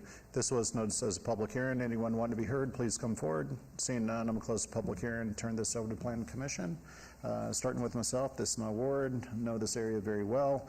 I'm glad this isn't directly on the corner of Maryland Parkway and Sahara. It's not on fronting on the major street. You come off the Almond Tree over to it. So I think it'll. We've had some people that oppose car washes as it fronted on the street, but I think this is more than appropriate in the location where it's at. So you'll see my approval. If there's no other comments, Commissioner Williams, could we get a motion on 28A and B? We sure can. Through you, Mr. Chair, I'd like to make a motion for approval on item 230401A through B. And again, for the record, you agree with staff's conditions? Yes. All right. Thank you. Motion's on the floor. Please cast your vote. Commissioner Rogan. Aye. Commissioner Taylor. Aye. And that motion carries. And that item is final action tonight. Let's appeal to the city clerk in 10 days. Thank you. All right, moving on to item 29, 23-0402, VAR1, applicant owner Ernesto Escato Valdiva for possible action on a land use entitlement project request to allow a total accessory structure coverage of 60% of the primary dwelling floor area, where 50% is maximum allowed on a proposed residential accessory structure casita at 215 South 15th Street, Ward 3. Staff recommends denial. Can we get the staff report, please? Mr. Chairman, staff finds the variance request to be a self-imposed hardship and is recommending denial. Please note an additional letter of protest was received since publication. Thank you. Thank you. Good evening. Good evening. My name is Delta Sarailich. I'm here on behalf of Ernesto Valdivia. I just wanted to draw attention to the proposed site plan. This is a really large residential lot. Right now, it has a single-family residence, which is only 1,000 square feet. The lot itself is 7,800 square feet. So the principal structure takes up just a little bit of the space. I don't know if the microphone is in the way. So right now, the current regulation would allow a casita to be built, but the casita maximum square footage would only be allowed at 500 square feet. We're requesting it to just be a little bit larger, 599 square feet, so just shy of 600 square feet. I do have a picture of the backyard. The backyard doesn't have really anything in it right now. There's a weathered shed that will be removed to build the casita. So hopefully we can get an approval tonight, but let me know if you have any questions. Thank you. This was noticed as a public hearing. Anyone wanting to be heard, please come forward. Seeing none, I'm close the public hearing. Turn this over to Planning Commission. Starting with myself, this is my ward. I think it's appropriate. You're meeting all the setbacks. All you're asking for is an additional 99 square feet. Correct. I think this is about as easy as they come. And if there's no other comments, I'd look to Commissioner Williams for a motion. Through the chair, I'd like to make a motion for approval on item 23-0402 23-VAR1 and to the applicant, subject to staff's conditions. You agree with staff's conditions? Yes, correct. We do. Thank you. Thank you. There's a motion on the floor for approval. Please cast your vote. Commissioner Rogan? Aye. Commissioner Taylor? Aye. All right. And I'm sorry, I need a vote. Yes, that motion carries. And that is final action tonight and must appeal to the city clerk in 10 days. Okay, thank you so much. All right, thank you. Moving on to item number 30, 23-0407 VAR1, applicant owner Daisy D. Sosa Saguro for possible action on a land use entitlement project request to allow a 0-foot side yard setback where 5 feet is the minimum required for an existing patio cover at 2016 Hassett Avenue, Ward 3. Staff recommends denial. Can we get a staff report, please? Mr. Chairman, this request is in response to a code enforcement action regarding the existing unpermitted patio cover. As the request is determined to be a self-imposed hardship, staff recommends denial of the variance. Thank you. Thank you. Good evening. Hello, my name is Jose Serna, and I oppose. And you said you oppose? Yeah. Okay. Are you That's the zero. Are you the applicant? Representative of other Jose Serna. I was gonna start with the applicant. If you'll sit down for just 1 second. Oh, okay. Sorry. Okay. Is the applicant for this particular item here? Seeing that there's no applicant, I'm going to open this up to the public. You can come forward now. If I can get your name and address. My name is Jose Serna, and my address is 2033 Hassett Avenue. Okay. And you said you oppose. I suppose you live in the neighborhood? Yes. Okay. All right. Anything else you would like to add? No, that'll be it. Okay. All right. Thank you. Anybody else wanting to be heard on this particular item? Seeing none, I'm going to close the public hearing. This is in my ward, so I don't see an applicant here. The carport's built all the way up to the property line. Evidently, it's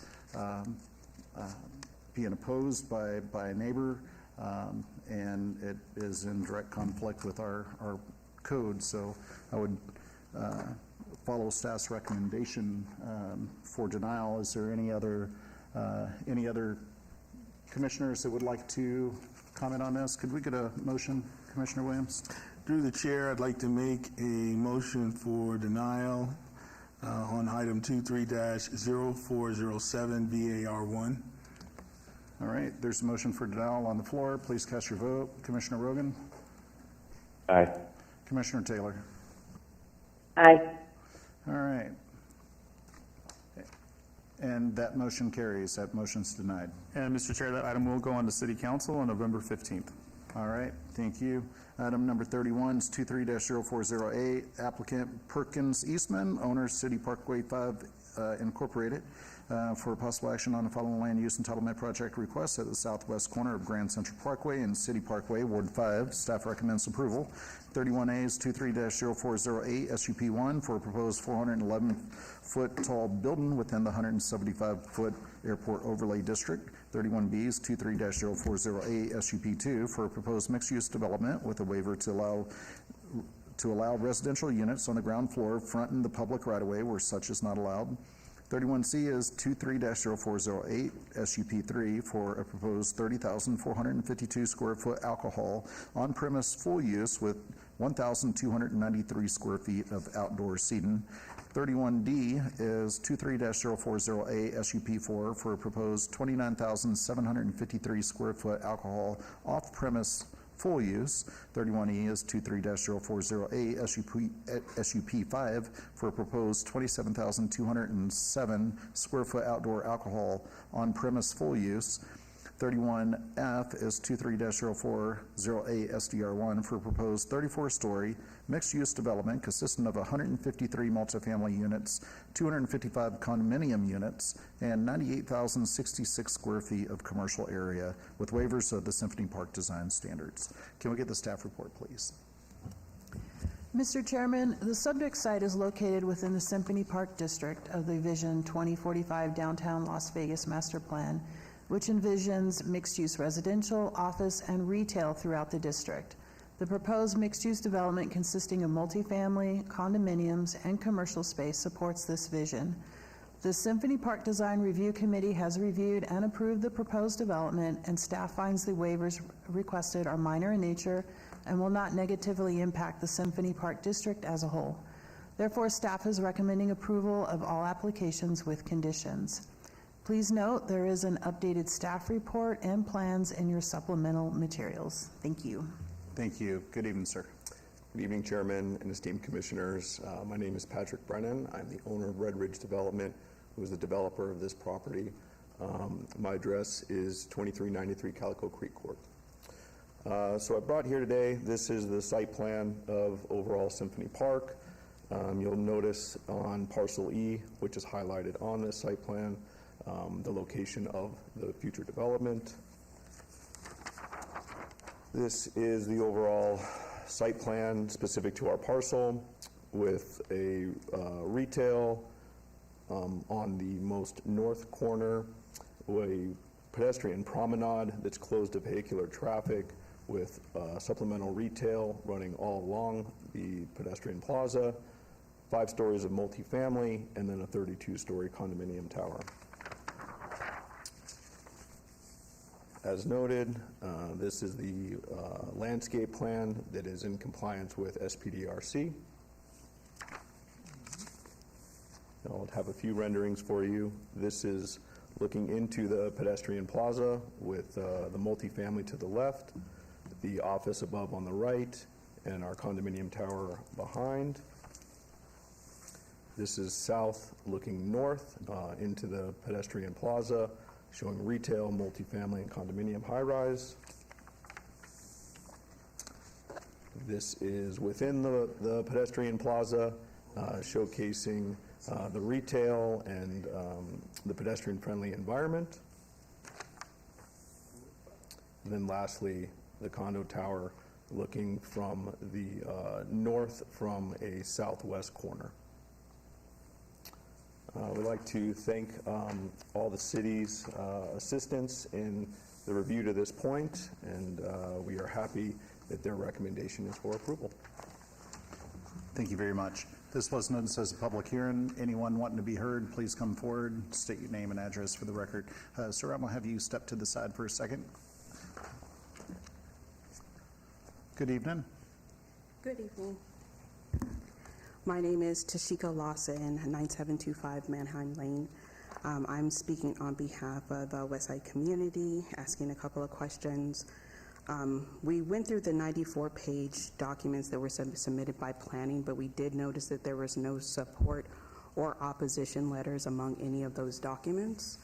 So we wanted to find out if there was any community engagement, even for the just general Symphony Park, or was it only rolled up to the committee that does the planning, from what we can see.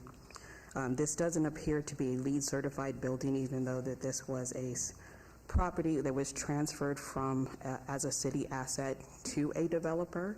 So we've seen an insane amount of waivers that were given when it comes to the, allowing residential, residential properties in a place where you would normally want commercial and restaurants. There's supposed to be a shade structure on the top level of the parking structure. We're seeing that that's not on there.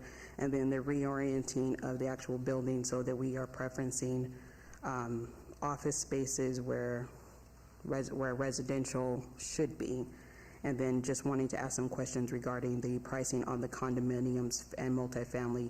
But our biggest thing is what community engagement was actually done for this property. Thank you. I appreciate it. Anyone else wanting to be heard, please come forward. Seeing none, I'll close the public hearing And sir, if you want to address any comments before we discuss. Sure, absolutely. So we are developing to a level of LEED certified, which almost all of the properties within Symphony Park in recent development actually have adhered to. None of them have actually gone through the LEED certification. They've all just proven that they are capable of LEED certification. In regards to the restaurants, that is exactly what this rendering will show, is that we have multiple outlets for food and beverage, cafes. We plan on potentially hosting a farmer's market, art galleries, so very culturally improvement of the area that's in line with Symphony Park. So in regards to that, I think that we've shown tremendous design intent to allow for all the additional uses of food and beverage and restaurants and activities to continue on in this space. Thank you very much. I'm going to turn this over to the Planning Commission for discussion and possible action, starting with Commissioner Williams. Thank you, Mr. Chair. And, from looking at the project, just from an overall design intent, I think it's a much needed project still in the area, and it's got plenty of mixed use, as you just stated, with the F&B components, residential, and then now, there's the opportunity for additional entertainment. I would ask, again, though, the question about the parking and shade structure. Is that something that's not included? Is it? No, it is. I don't think it was actually on the plans, but on the rooftop of the parking structures, we'll be providing actual coverings and awnings for all the parking that will be on there. Is there some type of drawing or rendering that can be produced and submitted? Yes, we can absolutely do that. We just haven't shown them on the plans, but we can absolutely do that. I don't have one with me today. I apologize. Okay. Any other? I'll open it up for comments. Commissioner Kasama. Just one very minor point. I know in the renderings, I'm just curious if, and this has been a question that's been brought forward on the Planning Commission before, but in regards to the selection of the trees, is this in compliance with SNWA standards? Is there certain design standards that say that it has to be palm trees used in that kind of pedestrian walkway? I just know that generally speaking, SNWA is trying to move away from palm trees as Sure. So Symphony Park design guidelines actually have a very specific statute to the type of landscaping trees that we can actually provide to the project. Okay, good to know. Thank you. Mm-hmm. All right. Okay, no further comments. Mr. Chair, ready to make a motion for approval on item 23-0408 in agreement with staff's recommendation, subject to staff's conditions. Of course, you agree with all the staff's conditions? Yes, sir. And that's for all items A through F? All items A through F. All right. Thank you. There's a motion on the floor. Please cast your vote. And Commissioner Rogan. Aye. Commissioner Taylor. Aye. Thank you. And that motion carries. Thank you. Okay, Mr. Chair, that item will move on to City Council on November 15th. All right, thank you for that. 32 is 23-0414 SUP1, applicant Alexander Mazzola, owner SM Squared Investments LLC, for possible action on land use entitlement project request for a proposed 850 square foot motor vehicle sales use with a waiver to allow an 850 square foot site area where 25,000 square feet is required at 726 South Casino Center Boulevard, Suite 208, Ward 3. Staff recommends denial. Can we get the staff report, please? Mr. Chairman, the subject site currently contains an automobile rental use. Staff has determined that any further reduction in on-site parking will negatively impact the existing commercial developments in the surrounding area. Therefore, staff recommends denial of the special use permit for motor vehicle sales used on this site. Please note there were additional documents of protest received after publication. Thank you. Thank you. Good evening. Good evening. Alex Mazzola, 8308 Deer Springs Way, Las Vegas, Nevada, 89149. This special use permit is the exact same thing I went through for the rental, which requires 25,000 square feet, and the building is 17,000 square feet. My actual unit, my office, is 850 square feet. So the SUP, it was my fault when I applied the very first time I was in front of you guys, and you guys did approve it. That's why I'm in business right now. It was supposed to include rentals, sales, everything together. I didn't do it, so that's why I had to pay for another SUP right now and come in front of you guys. But the requirement from rental to car sales is the same requirement, 25,000 square feet, that I did get approved in the past. That's why I'm in business today. So I just ask you guys to please approve this for me. Okay, thank you. This was noticed as a public hearing. Anyone wanting to be heard, please come forward. Seeing none, I'm going to close the public hearing, turn this over to the Planning Commission, starting with myself. So I pass by this almost on a daily basis because I work in that general area and build a lot of projects in that general area. And really the direction that we're going is we're wanting to make sure that if you look at it, it's restaurants and bars and art galleries and things of the sort. The one reason that I could get behind this is because of the unique nature of your business, the type of what do we call those things? So those are, they're called FUVs, Fun Utility Vehicles. I'm the first one to bring them to the state of Nevada. I'm also going to be, in the next couple of years, bringing some electric cars that almost look like spaceships that nobody even knows they're being built right now, but they're going to be in the next 2 years. So I was the first one to bring them to the state of Nevada, register them, and we're going to be doing, that's what we're doing with all the tourists and stuff. Everybody's loving the business. The business, I need to do sales as well. So, that's what I want. I don't want a regular car lot. It's not going to be 30, 40, 50 cars and I got a bunch of salesmen. There's no room for it. So I would be wanting to get the approval, but I would give you my word that I'm going to have 1 to 5 cars at any given time. That's it. I'm not going to have 40, 50 cars parked on the streets and this with for sale signs, nothing like that. I have in the back alley 5 spots back there that are mine for parking. So I would probably do, honestly, I'm probably going to grab 3 cars. When they sell, I'll buy 3 more. When they sell, I'll buy 3, and just go like that. So it would never be a nuisance. I put quite a bit of money behind this business. If you see the signs and all the stuff we've done, we kind of lifted up that property. As well as we just got landscaping done with some landscapers that we have to make the whole property look a lot better. I know what you guys are doing downtown. I love it, and that's why I'm in business. I own a few businesses, but this is the one I'm excited about. Okay, I'm all in. Thank you. And I'm going to have a question for staff on what's allowed for signage on the outside when it comes down to this use. Before I go to staff, one of the things that kind of helped me, get a little bit more behind this project was that it's only 850 square feet. I don't want to see a whole bunch of beat up clunkers right down in the Arts District or Main or Casino Center.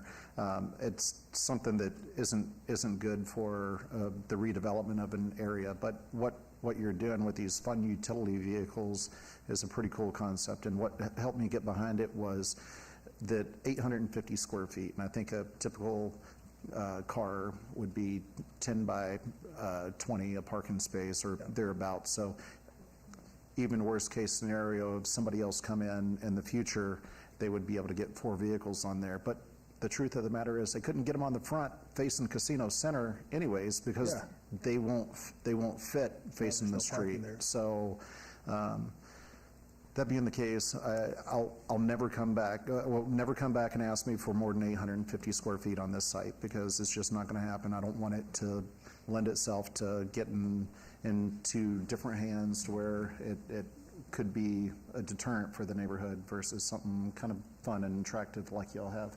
But I'm going to ask staff, what's the signage requirements? What are they allowed to advertise?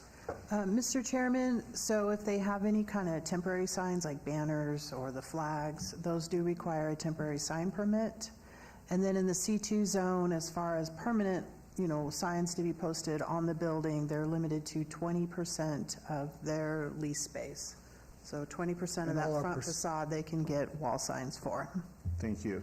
The percentage, when the city came back to me, everything is exactly the way it's supposed to be. The only thing that I think we're not in compliance with right now is we do have 3 banners, and we have another big sign on the corner. If the staff, if you guys would approve that, to include that in the SUP, or I'm willing to move the sign, and if I didn't have to have the banners, whatever they suggest. Mr. Chairman, we can approve temporary signs through the SUP. That would be done through a temporary sign permit, as they're only allowed to be posted for short periods of time and not a permanent situation. So the flags for the advertising, the banners, those would have to be removed?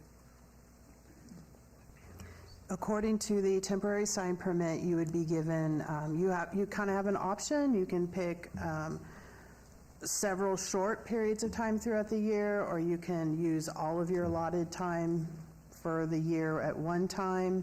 But yes, they cannot be up year-round, 365 days a year. So Okay, that's also code enforcement, if code enforcement comes to us, correct? Like if they... Well, you want to Would that- comply with, you want I to wanna comply with... comply with you guys, Yeah, yes, of so course. I would suggest coming down and meeting with planning, figuring Yeah. out what the signs, what signs you're allowed to have and how often you're allowed to have those, and go through that. And yes, code that's a enforcement, if they separate go by there application? and see it, they will write you up. And if I see the place becoming a mess, I'll call them as well, because I sure. pass through there quite a bit. But I think you'll do a pretty good job of keeping this property in line. But feel free to reach out to staff. Tomorrow down here at the city or whatever, you can get one of their telephone numbers and find out who to talk to right after we get through voting on this matter. And you'll agree to all the conditions of approval? Yes. If approved. Okay. Commissioner Williams? Through the chair, would like to make a motion for approval on item 23-0414-SUP1. And again, the applicant agrees with all the staff's conditions. Yes. All right, thank you. There's a motion on the floor for approval. Commissioner Rogan? Aye. Commissioner Taylor? Aye. And that motion carries. And that will move on to City Council on November 15th. All right, thank you. And moving on to item 33, 23-0423, VAR1, applicant Laura McSwain, owner Duggany Holdings LLC, for possible action on a land use entitlement project request to allow a 5-foot corner yard setback where 15 feet is required for a proposed addition at 1200 Darmark Drive, Ward 1. Staff recommends denial. Can we get the staff report, please? Mr. Chairman, staff finds the variance request to be self-imposed hardship and is recommending denial. Please note additional letters of protest and support were received since publication. Thank you. Thank you. Good evening. Good evening, Commissioners. Thank you. Laura McSwain, 2727 Ashby. So, as you can see, this is property's a mess, and the property is flopped the wrong way. The kitchen is on the short side of the lot. There's an existing structure there. So I'm trying to utilize the property to the best of its potential. And really, it's very difficult to try and do that. I can't move the house over the extra feet that it's to the south. And I did go through the neighborhood. I wasn't able to get hold of all of the neighbors in my perimeter. The gentleman catty-corner to us at 1141 Darmac, I spoke with him. He was in favor of what we're doing. He said he himself had a variance. And it looks like, when you look at Gizmo, it looks like there's a lot of variances in that neighborhood. It's an older neighborhood. This particular house was built in 1957. But I've got a list of just a handful that I found that were on corners. I can provide that if you'd like it. Again, I just use Gizmo to look at that. I do know that one of the properties in the neighborhood is a 2-story that is probably a 5-foot setback on the corner. So I don't think that this is an egregious request. There is just one point of the design that is at 5 foot, and then it ends up at the back end roughly 10 foot, so I'm off about 5 foot. Also, we are making a sizable improvement and investment to the property. We brought gas down the alley. We are also taking the power down and putting it underground. That's been taken a long time. We also discovered during that process that the transformer that was servicing that part of the neighborhood did not accommodate the homes that were already on it. So I think that's getting corrected as a result of the work that we're doing.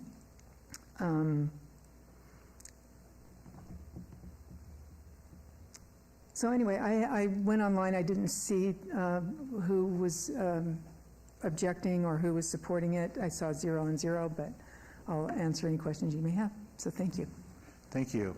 This was noticed as a public hearing. Anyone wanting to be heard, please come forward. Seeing none, I'm going to close the public hearing, turn this over to Planning Commission for discussion and possible action. I'm going to start with Commissioner Rogan. Thank you, Chair. I also looked online to see if there are any neighbors that had similar type of encroachments into the setback area on corner lots, and there are several in that general neighborhood.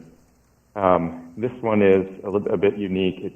It's peeking into that or sneaking into that setback area a little bit, not entirely. I'm comfortable with it given the nature of the neighborhood and the types of buildings and the existing encroachments into the setbacks that I see. I don't know whether those have previously been approved variances or whether they're just simply non-conforming.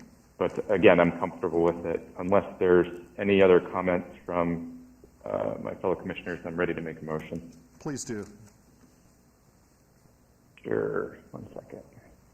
With regard to agenda item 33, project number 23-0423 VAR1, make a motion for approval subject to all the staff conditions, and you agree to all the staff's conditions? I do, thank you. Yes. All right, motion for approval on the floor. Commissioner Rogan? Aye. Commissioner Taylor? Aye. Thank you, and that motion carries. And that item is final action tonight unless appealed to the city clerk in 10 days. All right, thank you. Moving on to item 35, 23-0427, applicant Kitty Academy, owner Pre-Rancho Craig LLC, for possible action on the following land use entitlement project request, generally located on the southwest corner of Craig Road and Jones Boulevard, Ward 5. Staff recommends denial. 35A is 23-0427 VAR1 to allow residential adjacency setback of 48 feet where 63 feet is minimum required. 35B is 23-0427 SDR1 for proposed 11,385 square foot child care facility with a 9,421 square foot outdoor play area. Can we get the staff report, please? Mr. Chairman, staff finds the proposed child care facility is not harmonious or compatible with the adjacent residential neighborhood, as evidenced by the requested variance for residential adjacency and the requested exception for a reduction in parking lot landscaping. Therefore, staff is recommending denial of both the variance and site development plan review. Please note additional letters of support were received since publication. Thank you. Thank you. Good evening. Good evening again, Mr. Chairman. Commissioner Stephanie Allen, 1980 Festival Plaza Drive, here on behalf of the applicant Kitty Academy. If I could direct your attention to the overhead, I'll show you this location. So this is part of a commercial subdivision located off of Jones and Craig Road. This property is already zoned C2. You can see everything here in red along Craig is zoned C2, as well as along Rancho, which is to the west of us. There's history there. This property was originally owned by the Robinson family, and my understanding is at one point some of the property obviously was developed out as residential, but there was a real interest from the city that the strip along Craig and the strip along Rancho remain commercial and have that commercial buffer. So you can see that is the way it stands today. And the commercial development on this property is coming in around the property The application for a kiddie academy is probably one of the lowest intensity commercial uses that you could ask for in a commercial development, especially adjacent to residential to the south. So we did do, even understanding that, we did do a voluntary neighborhood meeting because we realized there are residents in the area to the south of the property. My understanding, Jen Lazovich handled the meeting at the NARA regular meeting as well as a separate meeting for neighbors that were noticed. And when this property was described and the use was described, I don't believe there was opposition to the use necessarily. There were some questions with respect to the variance for the residential adjacency, so I will explain that. But this is the site plan that's before you. The actual facility, child care facility, is located here. There's a playground area for the different ages of children on the east side of the property, all of which is shaded, so that'll all be a shaded play area for the kids. This is highly secured, and I'm proud to say that this is one of the sites that was chosen by the state of Nevada for grant funds because there's a real demand in this area for child care facilities, and so if this is approved, this will really meet a high demand for the area for added child care facilities. The variance that's before you is with respect to the residential that's to the south. It does require basically any height to have a 3-to-1 setback. So this is a one-story building. It's 29 feet in height. That's probably as low intensity as you're going to get next to residential. There is a parapet on the top of the building located right here, and the reason for that is to screen the mechanical equipment on top of the buildings. Otherwise, this would probably be a 21-foot building. But when we explained that to the neighbors, I believe they understood and realized that this is probably, as I mentioned, as low intensity as you're going to get from a commercial development immediately adjacent to them. So we do think that the variance is warranted, and hopefully you'll agree with us this evening. I'm happy to answer any questions. We're okay with all of staff's recommendations. I should point out that we did submit a revised landscape plan so we can withdraw the exception. We now meet all of the tree requirements, and that was just an oversight on the submittal. So we do meet that requirement, and would very much appreciate your approval this evening. I'm happy to answer any questions. Thank you. This was noticed as a public hearing. Anyone want to be heard, please come forward. Seeing none, I'm going to close public discussion and turn this over to Planning Commission, starting with Commissioner Williams. Thank you, Mr. Chair. Ms. Allen, you mentioned the playground and being covered. Could you show us again? Okay, so on this drawing, where exactly is the residences located? So they're down here to the south. Okay. And those are trees there too, to the south? Correct. We have a 10-foot landscape buffer, and then there's a drive access area. And then the building, the lowest part of the building is actually on this southern edge as well. The highest part would be in the center of the building, located right here. And we're at 48 feet where 63 feet is required. 63 feet is pretty far into this parcel, so if it were some other developer, even at the lower height that we're at, pretty much anything that goes on this parcel is going to require a residential adjacency variance just because of that requirement. And I actually understand the additional facade to cover the mechanical, and so I'll open it up for any additional conversation from. Yeah. Commissioner Walsh. Through the chair, I had a chance to look at this project real in detail. It's a really well needed, especially for that population area growing so fast. So the concept of it, the project, I think this is a real pro-community. Thank you. All right, so I'd like to make a motion for approval on item 23-0427A through B, subject to staff's conditions, and you do agree to staff's conditions? Yes, sir. All right, motion's on the floor. Please cast your vote. Commissioner Rogan? Aye. Commissioner Taylor? Aye. Thank you. And that motion carries. And that item will move on to City Council on November 15th. Thank you very much. Have a good night. Thank you. 36 is 23-0438, ZON1, public hearing, applicant Indigo Pharmaceutical, owner Icon Pack, Nevada owner Pool 3, Nevada LLC for possible action on a land use entitlement project request from T4-C, T4 corridor to T4M, T4 maker at 270 South Martin Luther King Boulevard, Ward 1. Staff recommends approval. Can we get the staff report, please? Mr. Chairman, the proposed T4 Maker zoning district will accommodate the light manufacturing use sought by the applicant for this site. T5 Maker zoning is in place to the north of this site and on the east side of Martin L. King Boulevard. That district allows for similar uses as the proposed T4 Maker zone. In addition, the T4M designation is consistent with the objectives of the Las Vegas Medical District. Staff therefore recommends approval of the proposed rezoning request. Thank you. Thank you. Good evening, sir. Good evening. Peter Katzberg for Indigo, 270 South Martin Luther King Boulevard. I'm here to answer any questions. Okay, thank you. This was noticed as a public hearing. Anyone want to be heard, please come forward. Seeing none, I'm going to close the public hearing and turn this over to Commissioner Rogan. On this one, I agree with staff's recommendation for approval. Unless there's other comments, I'm ready to make a motion. Please do. With regard to agenda item 36, project 23-0438ZON1, make a motion for approval subject to any conditions. And you agree with the conditions, Yes. sir? All right. There is a motion on the floor for approval. Commissioner Rogan? Aye. Commissioner Taylor? Aye. All right, and that motion carries. Thank you. And that item will move on to City Council on November 15th. Okay. On item 38 is 23-0448 VAR1, applicant owner J. Christopher Dapper and Jamie M. Dapper for possible action on land use entitlement project request to allow a 3-foot side yard setback where 10 feet is required for a proposed addition to an existing single-family dwelling at 2500 Pinto Lane, Ward 1. Staff recommends denial. Can we get the staff report, please? Mr. Chairman, staff finds the variance request to be a self-imposed hardship and is recommending denial.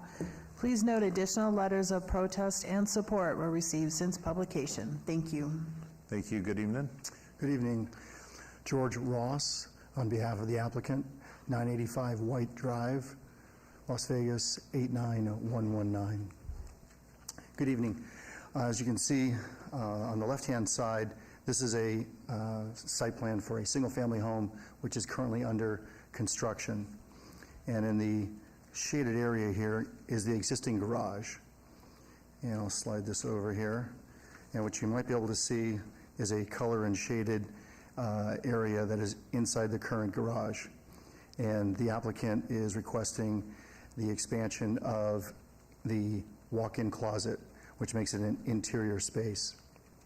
And the reason for the variance is because now you have interior space within a garage, and the setback doesn't meet the requirement.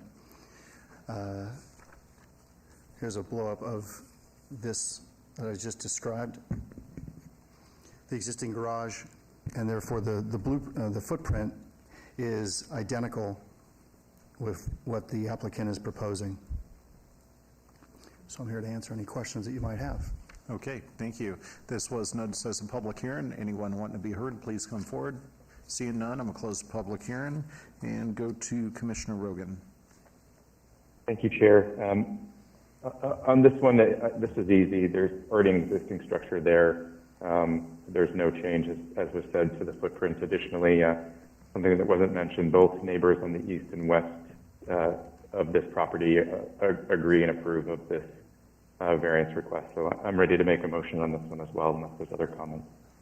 Please do. Agenda item 38, project number 23-0448 VAR1. Make a motion for approval subject to staff conditions. And you agree, sir, to those conditions? Yes, the applicant is agreeable to the conditions. Okay, thank you. Please cast your vote. Commissioner Rogan? Aye. Commissioner Taylor? Aye. And that motion carries. Thank you. And that item is final action tonight unless appealed to the city clerk in 10 days. Thank you. Moving on to item 3923-0482, SUP1, applicant Vay Technology Incorporated, owner The Herbert LLC, for possible action on a land use entitlement project request for a proposed 580 square foot automobile rental use at 801 South Main Street, Suite 120, Ward 3. Staff recommends approval. Can we get the staff report, please?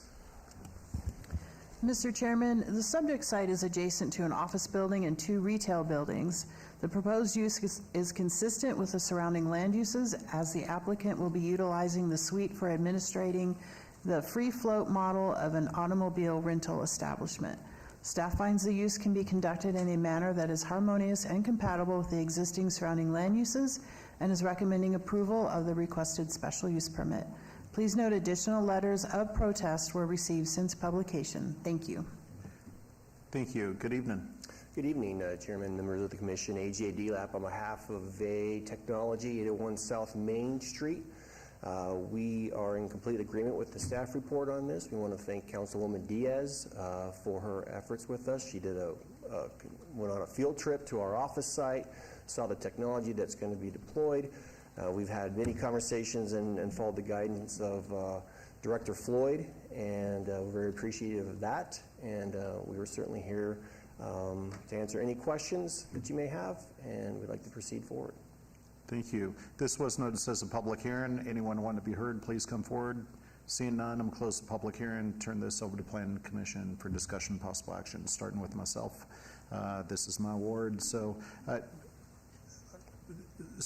automobile rental use, and I know this particular site very well because I eat at the Great Greek now and then, and there's somewhat limited parking there. So how do you run a rental use out of this particular location? How many cars will you have on site, and how does that operate? Essentially, it's described as a free-floating fleet of sorts. The vehicles are teledriven, and I have 2 of the drivers here, hundreds of miles and hundreds of hours of driving them, and they will be staged throughout the valley is the concept. Eventually, currently, there is a geofence set up around UNLV where these will be go-to-market of sorts. The vehicle is essentially driven remotely to the location of the patron, who then takes over the vehicle and drives it off from there. And then once the patron is finished with the vehicle, he simply notifies them that he's done with the vehicle and departs it, and the vehicle will be then driven remotely by one of these fine drivers to the next service location. So that's where the necessity for the space for parking the vehicles isn't necessary. They'll be staged throughout the areas that we'll be doing business. So this will be just mainly like your main office where headquarters, and people will be driving vehicles remotely from this location. But how many vehicles will you have in your fleet? Well, currently there's 5 in the valley. Is that correct? And the sky's the limit from that point on. It's just the initial stages of it. Currently there's 5, and we're going to go from there. Is this the same company? Do y'all have another location just down the street, or is that a different company? There are some companies in this space. I'm not sure of the one you're referring to. If I could ask the other individuals, because they were shaking their head. So hi, my name's Antonella Rosa. Do I have to put my actual address or what does That's fine. Okay, sorry. So yeah, so the other company you guys are referring to is Halo.car. They kind of have the same idea as we do, but they're an entirely different company from us. They're trying to what? They're an entirely different company from us. Okay, all right.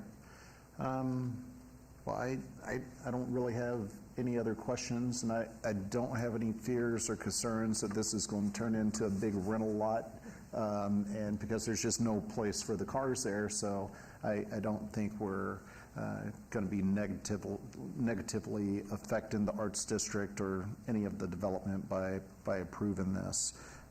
So I think I could get behind this.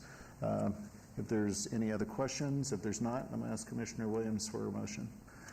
Through the chair, I would like to just ask a question, if you could articulate to the commission, what does drive the cars remotely actually mean?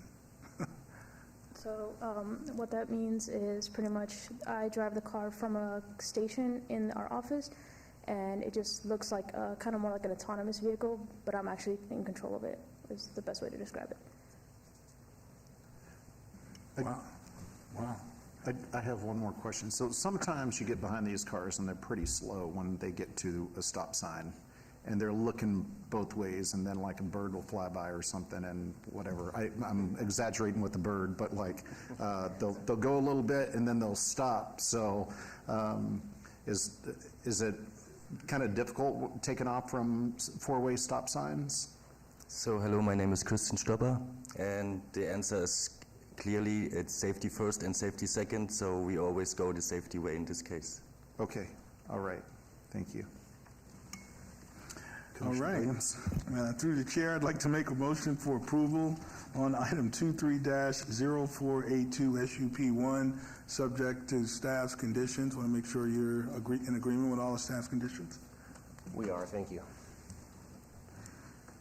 All right, there's a motion on the floor for approval. Please cast your vote. And Commissioner Rogan. Aye. Commissioner Taylor.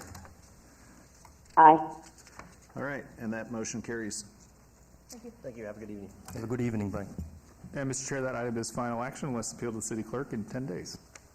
All right, thank you. Moving on to Director's Business, item number 41, 23-0334 DIR1, applicant Canalysis Laboratories, owner ORB Inc., for possible action on a request for the relocation of a cannabis independent testing laboratory pursuant to NRS 678B.500.2 at 8670 West Cheyenne Avenue, Suite 215, Ward 4. Staff recommends approval. Can we get the staff report, please? Mr. Chairman, Nevada revised statutes allow cannabis establishments to move to a new location within the same jurisdiction as the original location through review and approval of the local government at a public hearing. This is the second location change for the subject testing laboratory. An independent medical cannabis testing laboratory qualifies as a medical laboratory under the Unified Development Code. Such uses are permitted as of right in the C1 zoning district at the proposed location.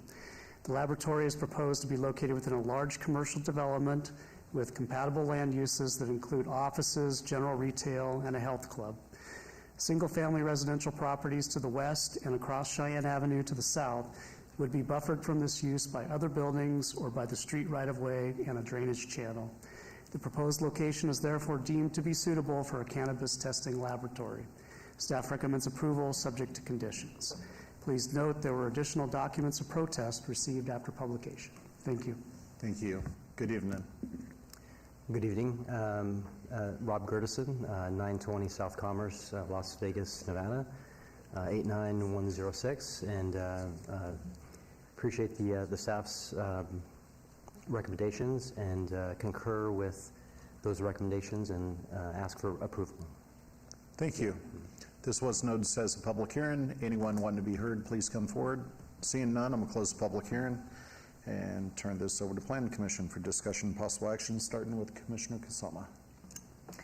Hi, thank you. Regarding this, staff makes the approval. In further inquiries to other industry members, testing is probably the least intensive use that you will find in terms of the cannabis industry. So in that regard, like I said, very, very minimal impact on the surrounding neighbors, to my knowledge. And of course, there always remains the Cannabis Compliance Board to enforce that. So with that, I am happy to make the motion to approve with staff conditions. Please do.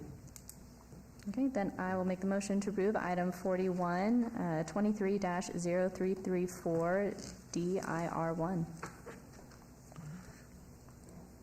All right, there's a motion on the floor for approval. Please cast your vote. Commissioner Rogan? Aye. Commissioner Taylor? Aye. And that motion carries. And that is final action tonight unless appealed to the city clerk in 10 days. All right, thank you. Moving on to 42, citizens' participation. Public comment during this portion of the agenda must be limited to matters within jurisdiction of the Plan Commission. No subject may be acted upon by the Plan Commission unless a subject is on the agenda and scheduled for action. If you wish to be heard, come to the podium, give your name for the record. The amount of discussion on any single subject as well as the amount of time any single speaker is allowed may be limited. Seeing none, close this meeting's adjourned. Great job, everyone.